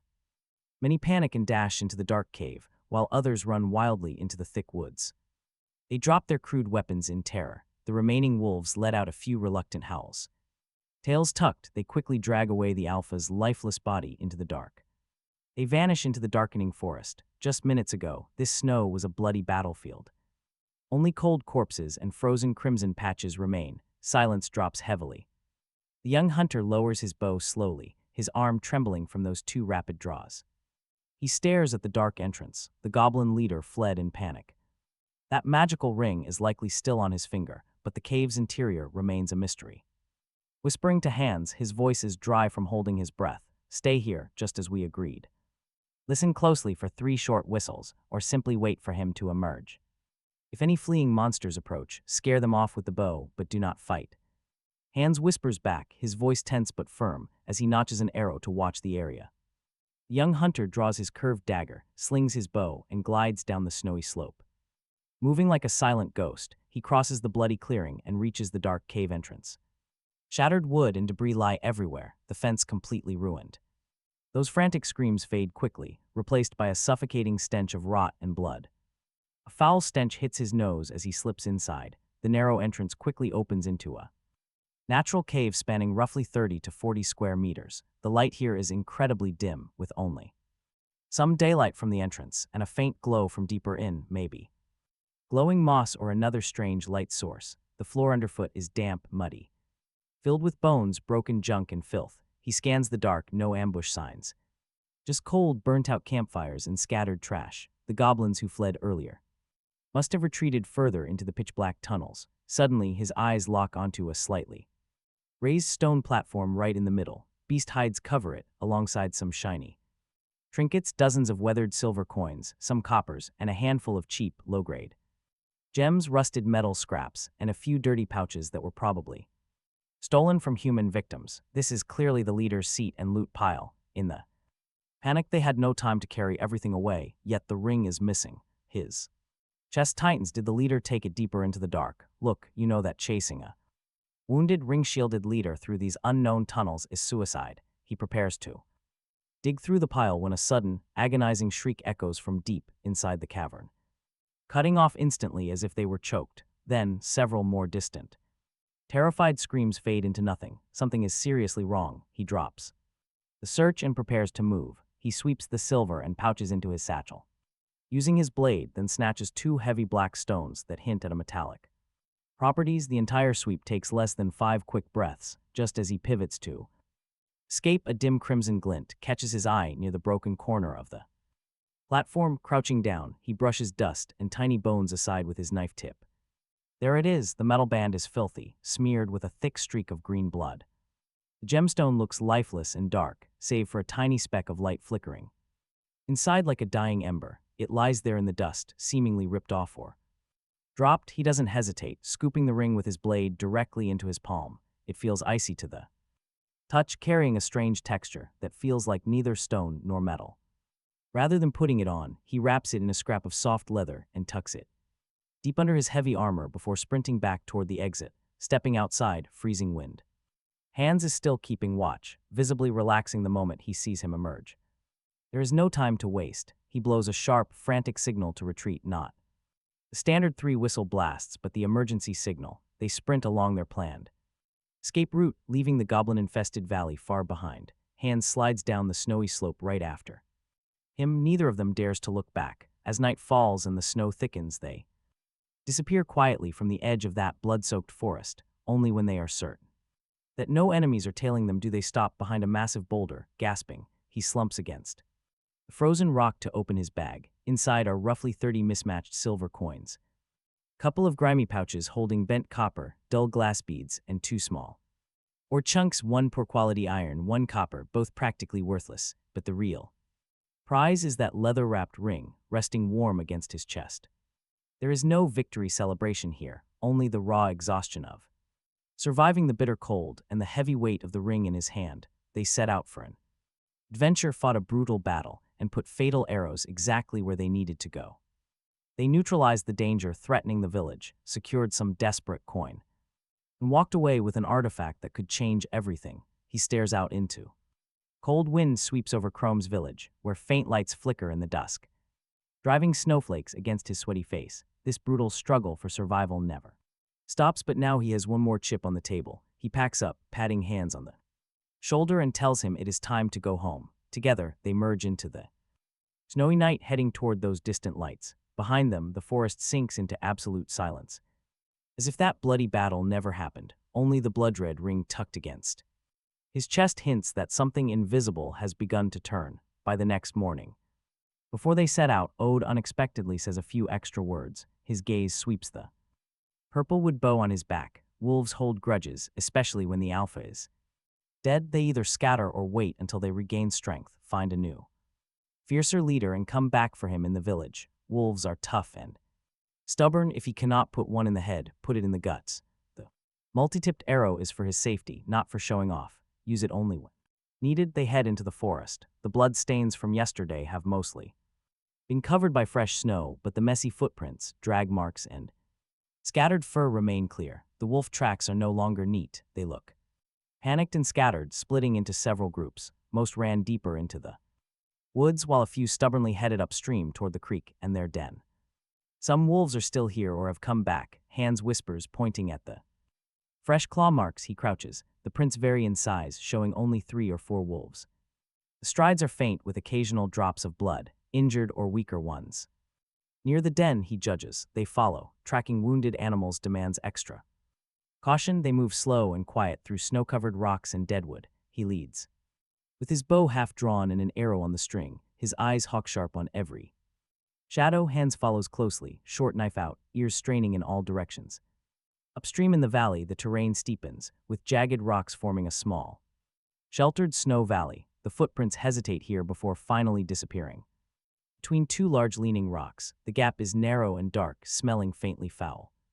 Seeping out, the last hideout of the remaining pack. He signals hands behind a side rock and climbs a higher stone to look down. The gap inside is unclear, but the snow at the mouth has been dug. Faint, heavy-breathing whimpers. Inside, charging blindly would be unwise. The tight space makes archery and close combat with a cornered, wounded wolf too reckless. He thinks for a moment, pulling the bloodstone ring out on its leather cord. After they got back yesterday, he tried to connect with the ring to activate its protective shield, but got nothing. Now he focuses again, sending a faint thought toward it while recalling the faint red shimmer that appeared on the giant goblin during their fight. The system identifies it as a rough bloodstone ring, low-quality iron alloy mixed with silver natural bloodstone fragments, an easy-to-activate basic protective energy field. When the wearer concentrates, they can briefly activate the small amount of energy stored within, forming a continuous deflective shield on the surface for about 1 second. This shield blocks or weakens limited physical impact like a normal sword slash, thrown stone, or gentle blunt. Force, strength, and duration depend on the wearer's focus and the ring's energy level. Once the energy is depleted, it needs about 6 to 8 hours to recharge it. Sunlight is preferred to recharge it slowly. A repeated, rapid drain might damage the bloodstone structure. Simple enough. He slides the ring onto his left index finger. The metal is cold and slightly loose. He tries to focus, imagining the energy moving. Nothing happens at first. After holding his breath and trying several times, a tiny warm current touches his fingertips. At the same time, the dull blood-red gem glows faintly for a moment. It returns to normal. A subtle connection forms. Inside, the ring feels like a small drying pond needing sunlight to refill. He cannot rely on it for protection right now. He pushes the thought aside and turns to the rocky crevice. He signals hands to get ready, then draws a flamecloth wrapped arrow, lights the tip with a striker, knocks and draws. The flaming Arrow arcs precisely into the pile of twigs and hair at the entrance of the den. Flames burst out, thick smoke rolling inside through the gap. Immediately, the den fills with terrified wolf howls and intense coughing. Scratching follows. Smoke is the best way to flush them out. Soon, choking end. Howling, two gray shadows rush out of the crevice in a panic, two adult wolves smaller than the dead alpha. One has a noticeable limp in its hind leg. The other has burn scars around an eye, a survivor of yesterday's fight. They are choked by the smoke and disoriented. They burst out blindly. From above, he already has a target. His first arrow flies straight at the burn-eyed wolf. The bow is fully drawn and the arrow flies fast. The wolf, barely opening its watering eyes, takes the arrow in the ribs and rolls in the snow. With a long, mournful cry, the limping wolf turns to run. He draws his second arrow on reflex and fires without much aim, relying on muscle memory. The arrow flies past the limping wolf's back, slamming into the snow and startling it into a stumble. Just then, a weaker whimper comes from inside the crevice. A third wolf, smaller and not fully grown perhaps, overwhelmed by smoke, lurches out, but instead of running, it goes red-eyed and charges straight at the rock where Hans is hiding. Hans has been tense this whole time. When the beast rushes him, he stays calm, remembering everything Ode and his mentor taught him. No freezing this time. He rolls quickly to one side and throws the sharpened wooden spear he prepared earlier. The throw is not accurate, but it is sudden. The young wolf misses its lunge and freezes for a second. That hesitation is the difference. His third arrow lands. He draws the bow fully and the arrow flies like a falling star, piercing the wolf's neck from the side.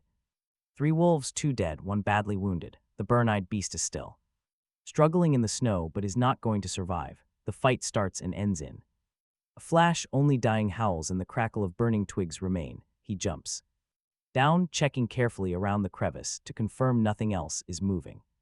Hans runs over, pale but bright-eyed. His hand on the short knife trembles a little. He pats the boy's shoulder, praising his well-timed dodge and spear throw. Those swift moves bought him a crucial chance. They deal with the bodies quickly. Pelts and teeth go into the bag. The rest gets dragged off and buried inside the rocky crevice. There are no more living animals, only leftover bones and signs of wolf pups. He finds one black pup alive, shivering. On the way back home, Hans cannot help asking his big brother if they really want to raise the little wolf, since the village chief seems to hate them. He looks down at the rough, warm wolf pelt in his hand, then at the shivering little creature pressed against his chest, and yes, they are keeping it. A wolf raised from birth makes a fine helper, and the chief is not actually against them. He just finds them troublesome, and besides, the old man knows exactly how to raise them. Sure enough, when they return and hand the pelt and teeth to Ode, the old man just snorts, poking the tiny black pup shivering inside their makeshift cloak. He grunts that it looks even more pitiful now, and surviving outside would be pure luck. He nudges the pup with his cane, making the poor little creature whimper in fear. If they want to raise it, Ode lays down some strict rules, warning them to keep it hungry. When animals are full and warm, they grow lazy, but hunger keeps them listening. He instructs them to warm up goat milk or mix mashed meat with porridge. They must avoid feeding it raw meat during the first few months to ensure easy taming. The nest should be kept warm but never too comfortable, keeping its wild edge sharp. Taking it outside daily is crucial to get it accustomed to their scent and paths. If the pup dares to bark or bite, they must hold its neck and pin it down. The old man speaks plainly, but every single word hits home as he listens closely. He memorizes every detail, and over the next few days, a new routine begins. Although the goblin threat has died down, their relentless training does not slow down. With a clear goal of mastering the ultimate chain arrow technique, the grind is real. Every single morning before dawn, he pulls himself out of bed to start the grind. He feeds himself and Hans, then runs the snowy perimeter carrying heavy weights. This building of endurance is followed by sharp counterattacks. Footwork and blocking become a desperate dance under Ode's tricky cane. Then comes archery. It takes all day and it is painfully boring. No real arrows allowed, only blunt tips to master the basic flow. Draw, knock, shoot. 30 steps away, the target waits. Every single movement must flow perfectly with zero hesitation. Match the breath, no chaos. One mistake and the staff strikes down. It hits his wrist, elbows, and back, demanding controlled speed over rushing. Are your hands iron? Why tremble? Breathe, the old man yells. A bad breath drifts the arrow. Are you shooting at the moon? Use your back. Let the entire body lead the shot, instead of relying solely on your arms. Blisters open and blade, slowly hardening into incredibly thick calluses. His muscles ache constantly, yet he simply pushes through the pain. The slow 4-breath rhythm quickly shortens down to 3 breaths. His scattered shots begin clustering directly at the center of the target. He realizes that true rhythm is not about rushing, but moving with maximum efficiency. Every movement starts to flow naturally, and suddenly, the system updates his progress. Archery remains at level 4, with experience pushing close to 400. His multi-arrow technique improves speed and stability, boosting strength to 3.6. Agility hits 4.9, Constitution reaches 2.6 as the pup gets named. Hans names the creature Coalball, who struggles under his brother's incredibly harsh discipline. The pup survives on warm goat milk, traded from a nearby village farmer. He bought a sheep with some wolf meat. The cub eats mashed meat, then sleeps. On dry, warm, old linen, the little pup learns the rules fast when it first tries to chew. His leather boots, he grabs it by the scruff, pinning it to the ground until it stops struggling and whimpers. When it whines at night for no reason, it goes straight out into the freezing cold. Rewards and punishments stay clean and simple. When it goes to the corner he set aside for waste, it gets gentle petting and a small piece of dried meat. When it challenges his authority, it gets pinned. Every day he walks it around the yard in the village to get it used to his scent. Voice and commands, the little Coalball slowly understands that this two-legged creature is the source of food, safety, and is the unquestioned leader. Its gaze on him shifts from caution to dependence and obedience, now and then. During training breaks, he raises his left hand to study the rough bloodstone ring on his index finger in the pale winter sun, working on the mental connection. The process is still awkward, but better than the first day. He can vaguely feel a small puddle inside the ring changing in size, slowly but steadily. Growing under sunlight, this ring might be low tier, only able to block one strike, but at a critical moment, it could be the difference between life and death. Night falls and the fire flickers in the hut. In the corner, hands clumsily, but seriously practices writing on wood with charcoal. Following the lines he drew for him, the Coalball curls up in its little nest by the fire, purring contentedly. He sits by the firelight, maintaining the bow and knife, checking each arrow's feathers and tip. Outside, the cold wind still howls, sweeping snow across the village. Inside, a strange warmth, full of busy life is growing. Hunt, train, feed, repeat. Days pass in sweat and repetition. He can feel the rhythm of the bowstring vibrating more clearly in his fingers. The path of his knife cuts is cleaner. His connection with the cub is closer. Even a subtle sensing has formed between the cold ring on his finger and him. Winter is not over yet, but the hands gripping the bow and knife are steadier, not just because of the wind passing through them, but because of a quietly increasing strength and a faint, genuine warmth he is willing to call hope. The road ahead remains icy. He is ready to take the next step. After more than a month of the cold wind circling over Krona's village, the air finally shows signs of fatigue. The snow has not melted and the world is still pure white, but the brutal, bone-freezing edge has eased a little. On sunny days, a pale, weak sun cuts through and the ice on the eaves sparkles like crystal. The village hangs in deep winter, a mix of wood smoke and heavy waiting. People stay curled inside chilly houses, leaning on what they stored in autumn. In a thin fire, brave villagers wrapped in bulky clothes step out on the creaking snow to draw water from the old well or check cellars for the last potatoes and turnips. Their faces are carved with the long winters exhaustion, but his hut completely different. The hearth keeps burning hot. Above it on a hook, a pot cooks up either rich meat broth or thick porridge with chopped meat and dried mushrooms, thanks to the goblin cave. Windfall and ongoing hunting, now much smarter. Snow rabbits and foxes in the occasional foraging badger they set traps for. Their food stores are far richer than he lives like other villagers, hanging dried meat from the beams alongside dried game. Everything is tied with grass ropes near clay jars holding coarse salt and precious animal fat. He even has a small bag of hard black sugar traded from a passing merchant. These hard-earned supplies give him the freedom to keep training straight through the winter. As the dead of winter sets in, his training only intensifies. The snow in the yard is trampled into hard ice, and broken leather armor lies scattered.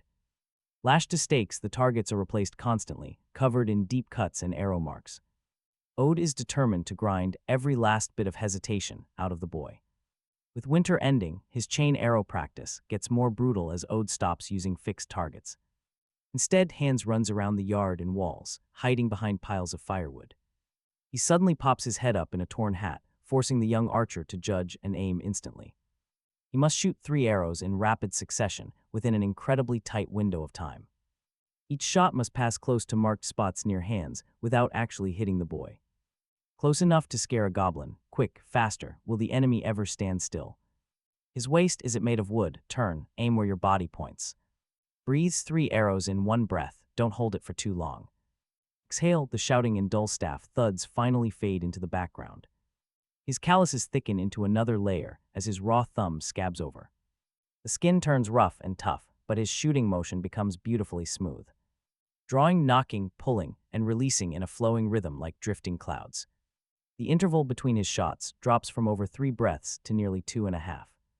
The rapid releases sound almost simultaneous, though accuracy naturally drops. Out of 10 arrows, 6 or 7 graze the mark, which is highly impressive. His archery skill climbs.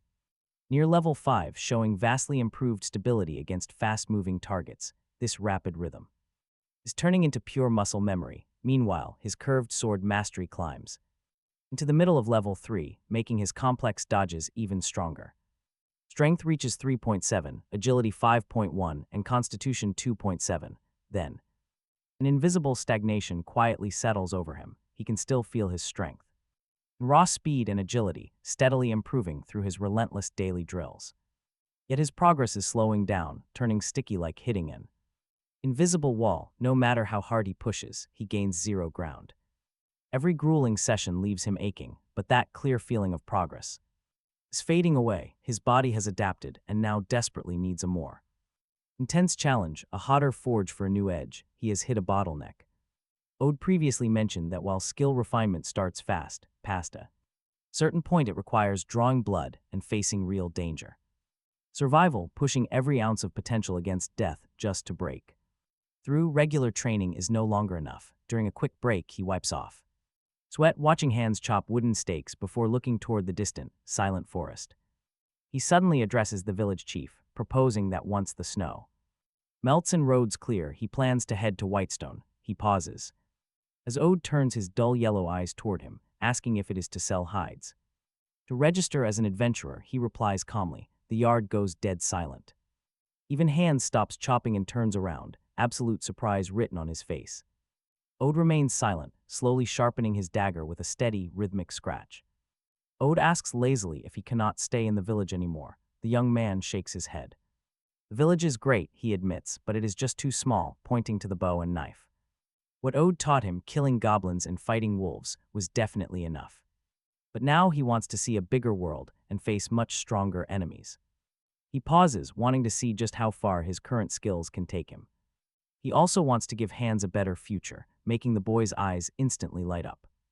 Hans tightens his grip on his wooden sword, while Ode lifts his dagger to inspect the blade. He studies the metal in the light, slowly chewing on that word, adventurer, with a flat expression. That means blood on the blade, today's trouble, and tomorrow's complete unknown. He could easily die in some cave, 10 or 100 times more dangerous than village life. He nods, knowing the risks, but argues that the chances are also 10 or 100 times greater, letting him earn money faster to buy better gear. He can learn stronger skills, glancing at Hans and knowing staying only makes him a hunter. A hunter at most, but if he leaves, maybe he can become a warrior or even a knight. He speaks those words softly, but in the quiet yard, they carry an incredibly massive weight. Knight, that is an elite position reserved for nobles, absolutely wild for a commoner. For a peasant boy like Hans, it is an unimaginable dream, leaving Ode silent and observant. He looks between the two brothers, and after a long moment, he lets out a heavy sigh. He carries mixed emotions, certainty, faint loneliness, and a touch of quiet relief. He sheathes his dagger, muttering that once their wings are strong, they must fly. His voice returns to its usual flat tone, telling them to go. The Adventurers Guild is located at the east end of the Whitestone Town Market, and registration is not cheap. But with those green skin ears they collected, it should be enough. He warns them not to foolishly accept every quest. They must start with the simplest ones to get familiar with the rules and weigh their strength. Standing up, he limps to the Eves, grabbing his long purple wood bow leaning against the wall, and tosses it over. He says the bow has been with him for over 10 years, used to hunt down goblins and orcs while saving his life. Now it is his, and he must use it well. Without tarnishing its legacy, taking it, the young man feels a massive weight in his hands. It is not just physical, but the heavy weight of trust. He nods firmly, promising his best. He calls him village chief. Ode then turns his hardened gaze directly to young Hans. Ode warns him that his brother is taking him out, and survival will rely heavily on luck. With his current skills, Hans will only drag his brother down, starting tomorrow his training doubles. He warns him not to think that chopping a few logs is enough. In real danger, a single mistake will cost his life. Hans puffs out his thin chest and loudly promises the village chief that he will train incredibly hard. Ode waves him off like shooing flies, telling them to go prepare. If they are leaving, it should not be now. Spring is the time, so return to practice. Their training continues under a shifted atmosphere, and young Hans's eyes shine with a fiery determination, making every single swing of his sword much more forceful. His heart feels like a stone dropped in a pond, ripples spreading. Get this, Whitestone town adventurers, a bigger world, and stronger enemies turn over constantly in his head, blending excitement, nervousness, and raw ambition. Later that night, inside their small hut, the cozy room is warm with firelight. The small kobold has grown bigger and clumsily runs around Hans's feet, biting at him until the older brother scoops it up. Chrome only scolds the beast occasionally. It is obedient, seeing this place as its new home and the two brothers as its pack. After dinner, Hans plays with a bone, teasing Kobold, and asks his older brother if they can really become adventurers when they reach town. He heard adventurers make lots of money, wear iron armor, and eat fine white bread. Chrome just smiles while fixing his bowstring, warning him that it is not that easy. Registration is just the first step, starting with the dirtiest, hardest, and most dangerous jobs. Sure, white bread fills the belly, but going hungry, freezing, and bleeding are all too common. Hans shrinks back little, but his eyes stay bright. He insists he is not afraid because Grandpa said training builds courage. Then he eagerly asks his brother what kind of jobs they will do first. Chrome replies that they will see when they arrive, perhaps clearing rats from sewers or escorting merchant caravans or patrolling. Whitestone is, after all, the largest settlement around, a recipe for absolute chaos, and Chrome has to quickly find his footing, gather intel, and build strength. His mysterious bloodstone ring might help in a pinch, but he cannot rely on it. True power, it comes from within. Eventually, the last winter snow quietly melts away, revealing soil that has been frozen for months, now dark and moist. Fresh green shoots push through the roots of dead grass. The wind in the forest still carries a chill, but it no longer bites. Instead, it carries the fresh scent of thawed earth. Spring has finally arrived at Chrome's quiet village. He pushes open the wooden cabin door, taking a deep breath of cool air that no longer stings. The morning sun on his face feels rare and warm. Hans follows close behind, looking around excitedly and pointing at water dripping from the eaves, shouting happily. Kobold, who has now grown to the size of a small dog, with sleek black fur, senses the shifting season and circles restlessly at their feet, growling softly and eager to run. After a brutal winter of training, seriously, the results are crazy. Chrome is taller and broader, wearing Ode's old leather armor, his shoulders and arms packed with real strength. The last bit of boyish softness on his face has faded, replaced by sharp edges carved by harsh wind, frost, and endless focus. His eyes are calm and sharp like polished flint. Hans is also taller, still lean, but no longer resembling skin and bones. His movements have hunting cat's swift precision, and his grip on the short sword is steady and strong. Only when looking at his older brother does his complete trust still show. Ode stands at his gate, with arms crossed, watching the two boys and their wolf prepare to leave. Chrome carries the purplewood bow on his back, a curved sword at his waist, and a quiver alongside a bag packed with supplies. Hans carries a small bow, a short spear, and a sword at his hip, plus a large leather bag of food and gear. Kobold, their loyal wolf, seems to know they are departing, circling Chrome's legs with his tongue out. Ode asks if they are packed, his voice rough. Chrome nods. Ready, village chief. Their hides, dried meat, and raw ores have been traded to Old Tom for silver coins enough to last a while. Ode hums softly, his gaze lingering on Chrome's bow and armor, then on Hans and the wolf pup, who looks quite intimidating now. He warns them to be careful, since Whitestone is not there Village, there are more people, eyes and hands. Keep valuables hidden and speak. Little staying alert, Chrome nods. Ode waves a hand, turning slowly back to the house. His back is slightly hunched. He never looks back as they take one last look at the village where they left months of sweat and memories, and they turn onto the trail leading out of the mountains. Cobalt cheers and runs ahead, leaving paw prints like plum blossoms in the muddy path. The road to Whitestone is not easy during the spring thaw, muddy, slippery with low spots, filled with knee-high water, but they do not walk slowly, a winter of snow travel.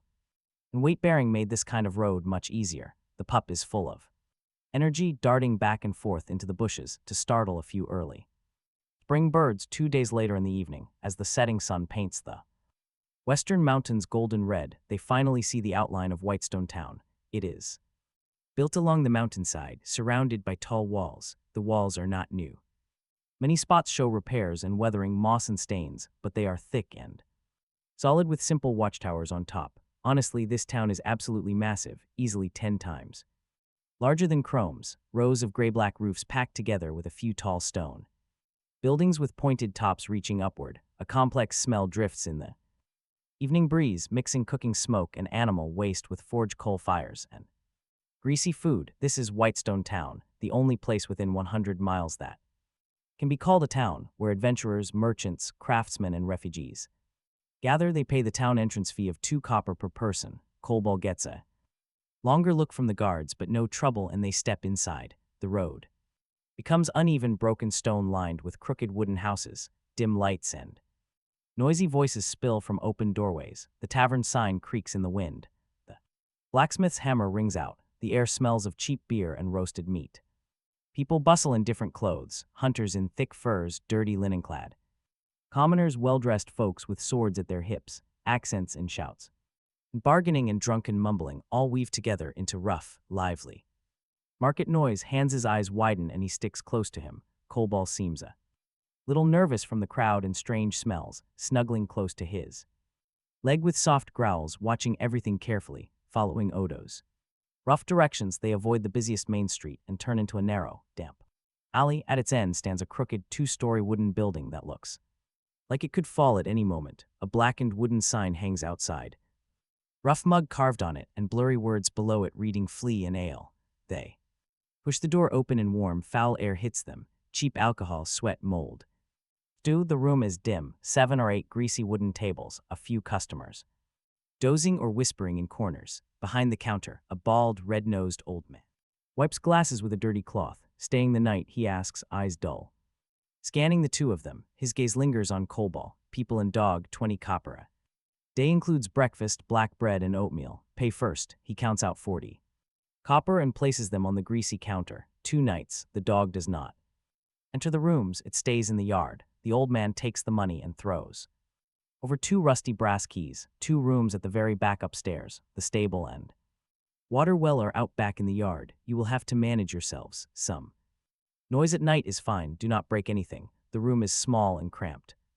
Only a hardwood bed, a crooked-legged table, a broken stool. The bedding is damp and smells suspicious, but compared to thatched cottages in Chrome's, the village shelter keeps the weather out. They settle in fast. Cobalt gets tied to a dead yard tree, fed, watered, the next morning. After clear soup and bread, they ask for directions to the guild. They head straight to the east end. A heavy oak door stands there. Inside is a wide hall. Faded, yellowed maps of nearby areas cover the walls. The floor is worn tile. At the end, a massive bulletin board catches the eye. It is covered in messy, cramped parchment sheets. These are all mission notices. Adventurers cluster close, whispering and copying details down. On one side, a long counter with clerks in brown robes handles the daily business, registrations and payments. Across the hall, long tables and benches host some veterans. They rest, chat, or clean their gear. The air smells heavily of leather, metal, sweat, and parchment, thick with the heavy tension of people living on the edge. Marin swallows his nerves and leads young Hans to the counter. The clerk is a stern, middle-aged man who does not even look up. As they approach, Marin steps up and tells him they want a register for 2.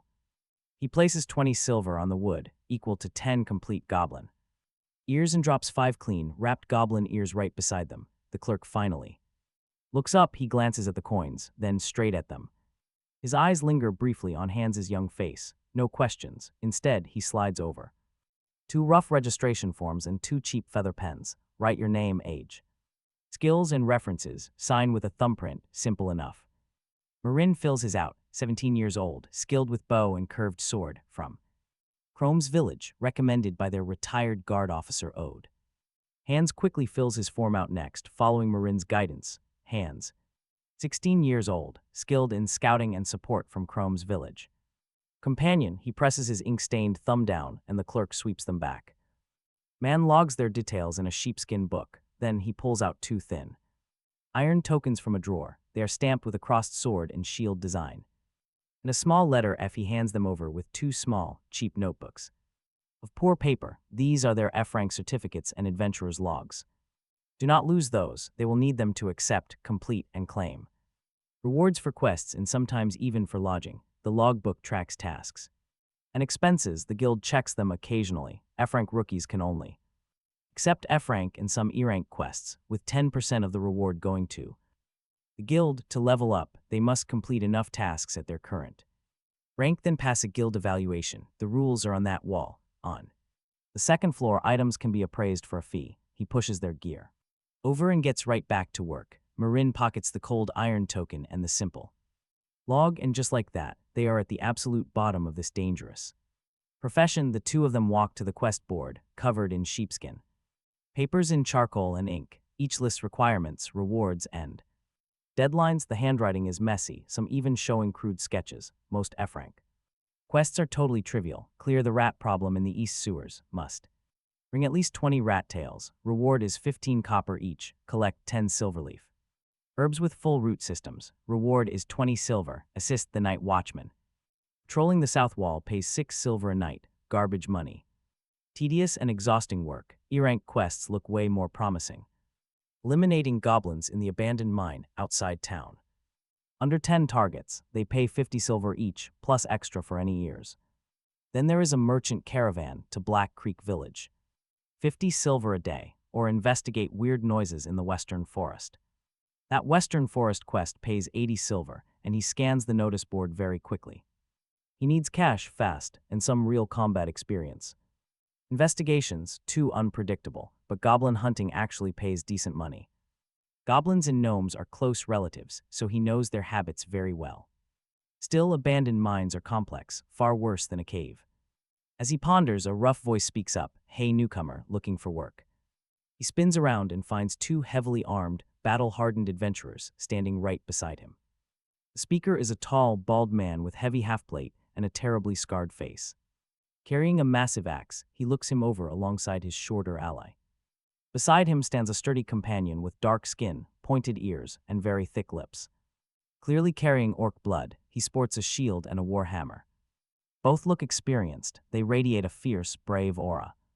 He nods calmly, keeping his tone confident but not arrogant at all. The bald man raises an eyebrow in disbelief, asking if it is really just them and the kid. He gestures to Hans outside, warning that F-rank work is no game. They just came from the village, fighting off goblins and wild wolves, he replies evenly.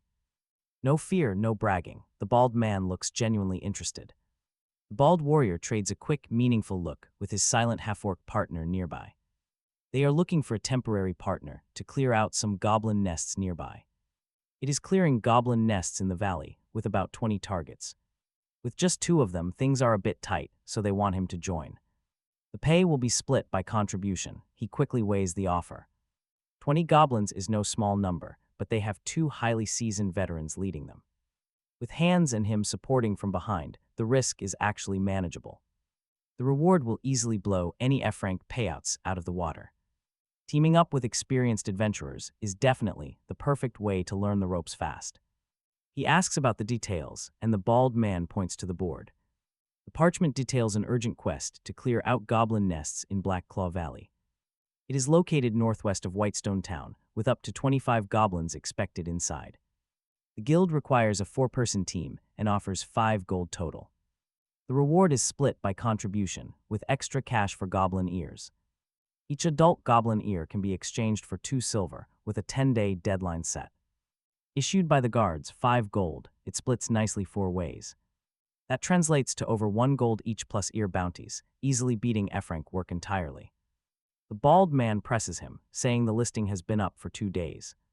Someone will grab it soon, he warns, introducing himself as Buck and pointing directly over at Groff. Groff grunts a greeting as the young man weighs risk versus reward. These two guys seem pretty shady. Can he really trust them?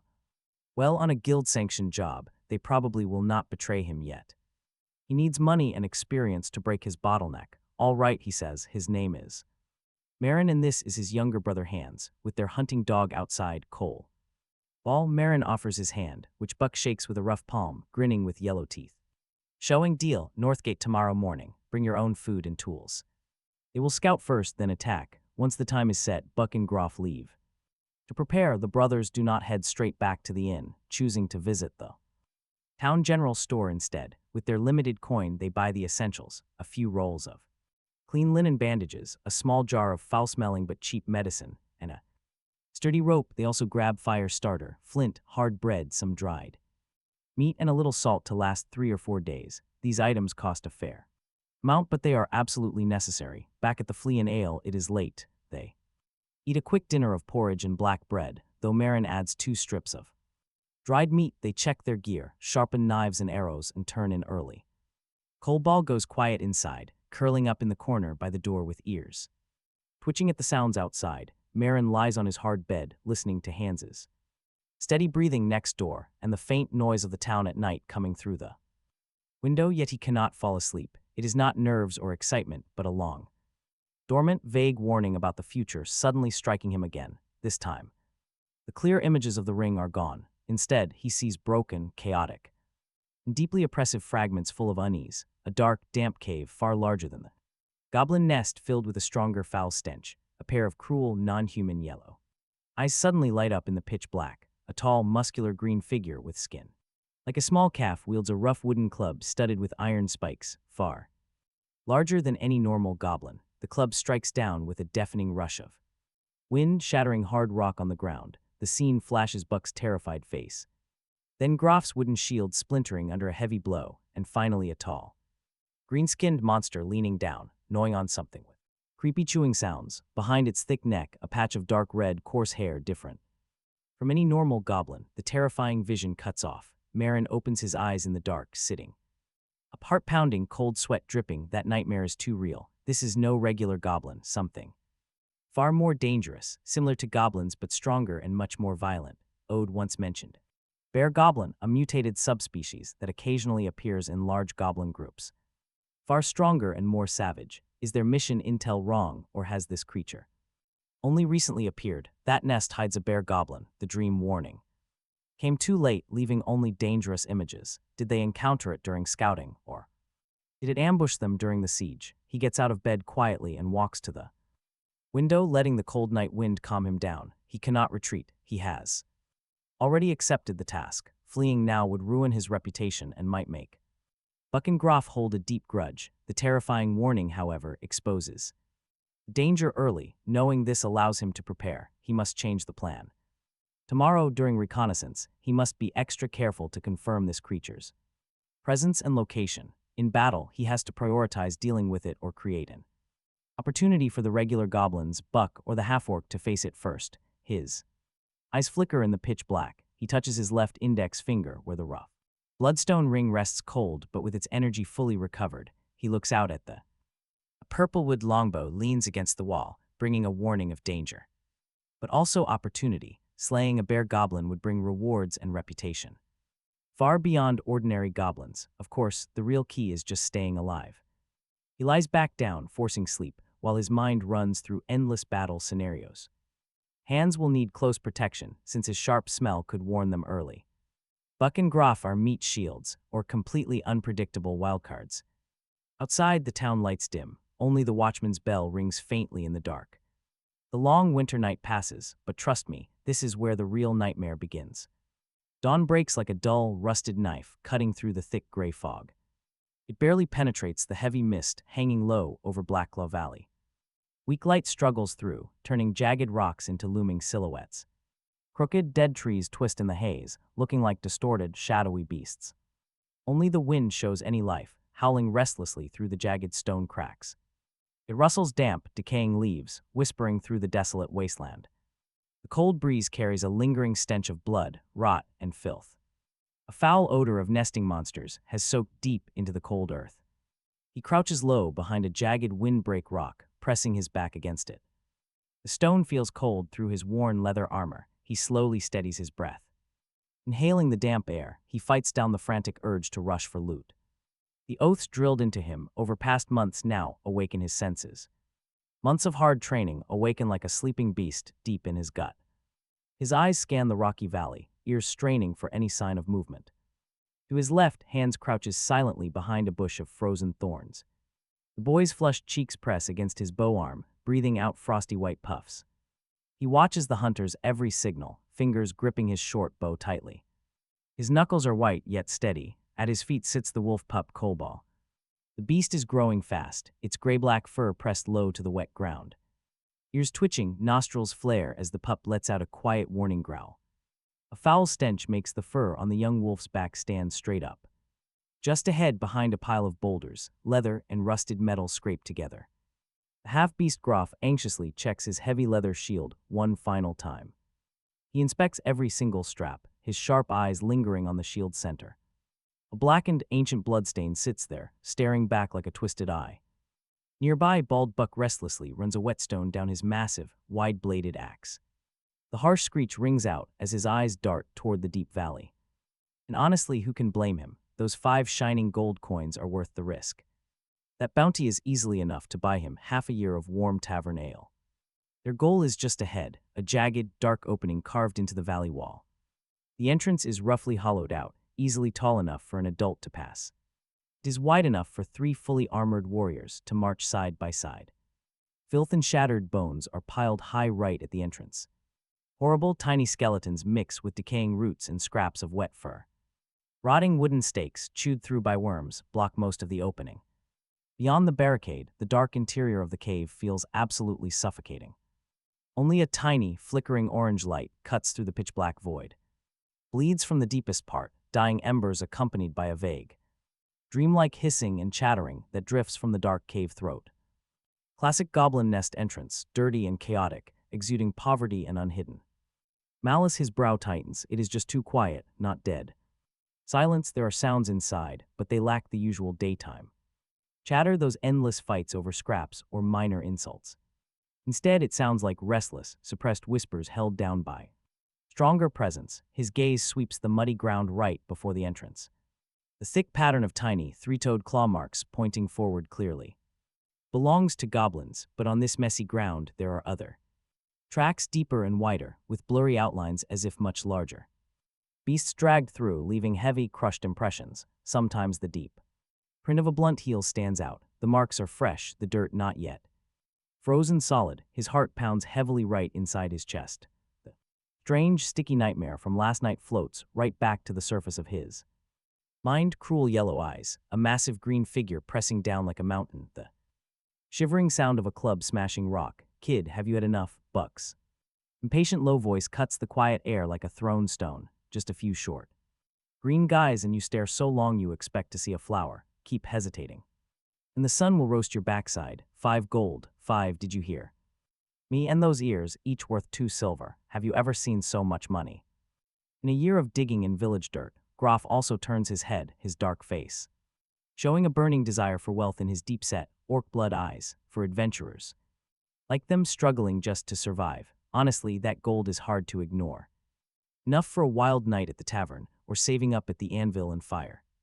To replace their worn-out gear, he looks away, facing Buck with a calm expression like the still water of a deep pond. The cave is too big, and something is wrong. There are other footprints on the ground, much larger and deeper than goblin tracks. Buck snorts with a grin, his face wobbling bigger. Maybe they dragged in a dead deer or some rotten wild boar. Look at you, scared of wolves and tigers. I have chopped more green skins than you have eaten black bread. Erank mission, 20 goblins at most, and who knows, maybe a heavily armored goblin knight will jump out. He hefts his axe, the blade catching the dull sun. Same plan as always, Groff and I go first, rush in and cut them down. You two stay close, use your bows and Arrows, do not let any trash sneak past, and that dog of yours, keep it watching. Back, this is the standard tactic low-level teams rely on for clearing.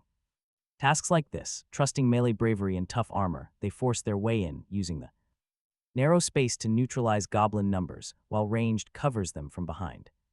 Simple, direct, and usually effective if the intelligence is accurate, and there are no unexpected surprises inside the nest. He does not argue any extra warning about danger now would only be seen by Buck's greed-blinded eyes as cowardice or delay, but he will never turn his back on the threat he felt last night or on the brute who looks down on him, charging straight in. The entrance is too open and they do not know what lies inside, he says quietly but firm as stone.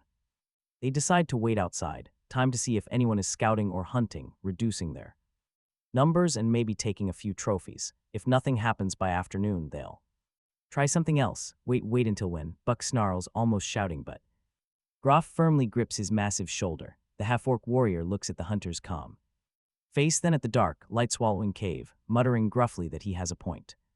Rushing in blind is just begging for a trap. Groff's warning acts like a snowball. It temporarily cools Buck's restless fire. He glares at him then at the silent Groff, finally grumbling a bitter fine. When the sun passes over that crooked treetop, he points toward a half-dead oak on the side of the valley. Branches twisted like ghostly claws. If nothing moves by then, he warns, not even the gods will stop him from going in. The hunter nods silently. Refocusing on the hole, hands quietly slips closer, handing over a piece of tough, jaw-aching dried meat. He takes it, chews slowly. The dry fibers scrape his teeth, offering a faint, simple warmth. His wolf pup snuggles close, pressing its cold, damp nose right against his hand, resting on the bow. The weight drags. It's like thick, sticky fog in the valley. The mist at the entrance gradually thins as the sun climbs, though the bottom stays gloomy and cold. The wind whistles tirelessly, bringing a damp rot scent from the distant woods, mixed with the foul stench of the cave, carrying waves of dung, decay, and a sharp, metallic odor of old rust. In beastly fur, Buck and Groff find hiding spots, crouched low. But their anxiety is thick, a tense undercurrent. Buck reaches for his leather wineskin for the third time. Groff's foot grinds a small stone under his heel, just as Buck completely loses patience, and the sun barely touches the dead branch's shadow on the crooked tree. The uneven wooden fence at the entrance emits a sharp, grating shriek that hurts the ears. Suddenly, it's shoved open. 5 goblins step out into the dim morning light.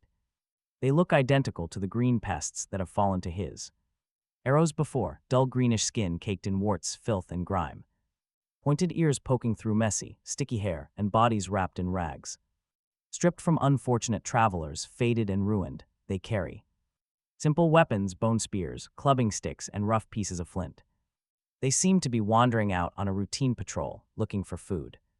But in that split second, the hunter's muscles tense silently. These 5 goblins behave differently from the lazy, cowardly pests he usually hunts. Usually they'd fight over scraps or readily stab each other in the back, but here they don't scatter. They quickly gather at the entrance, forming a tight, defensive half-circle with their backs pressed close against the pitch-black tunnel. Their tiny red eyes show no chaotic greed, but a sharp, terrified alertness mixed with forced aggression. They chatter in low, muffled clicks, constantly looking back into the cave, as if begging for permission or desperately fighting the urge to run.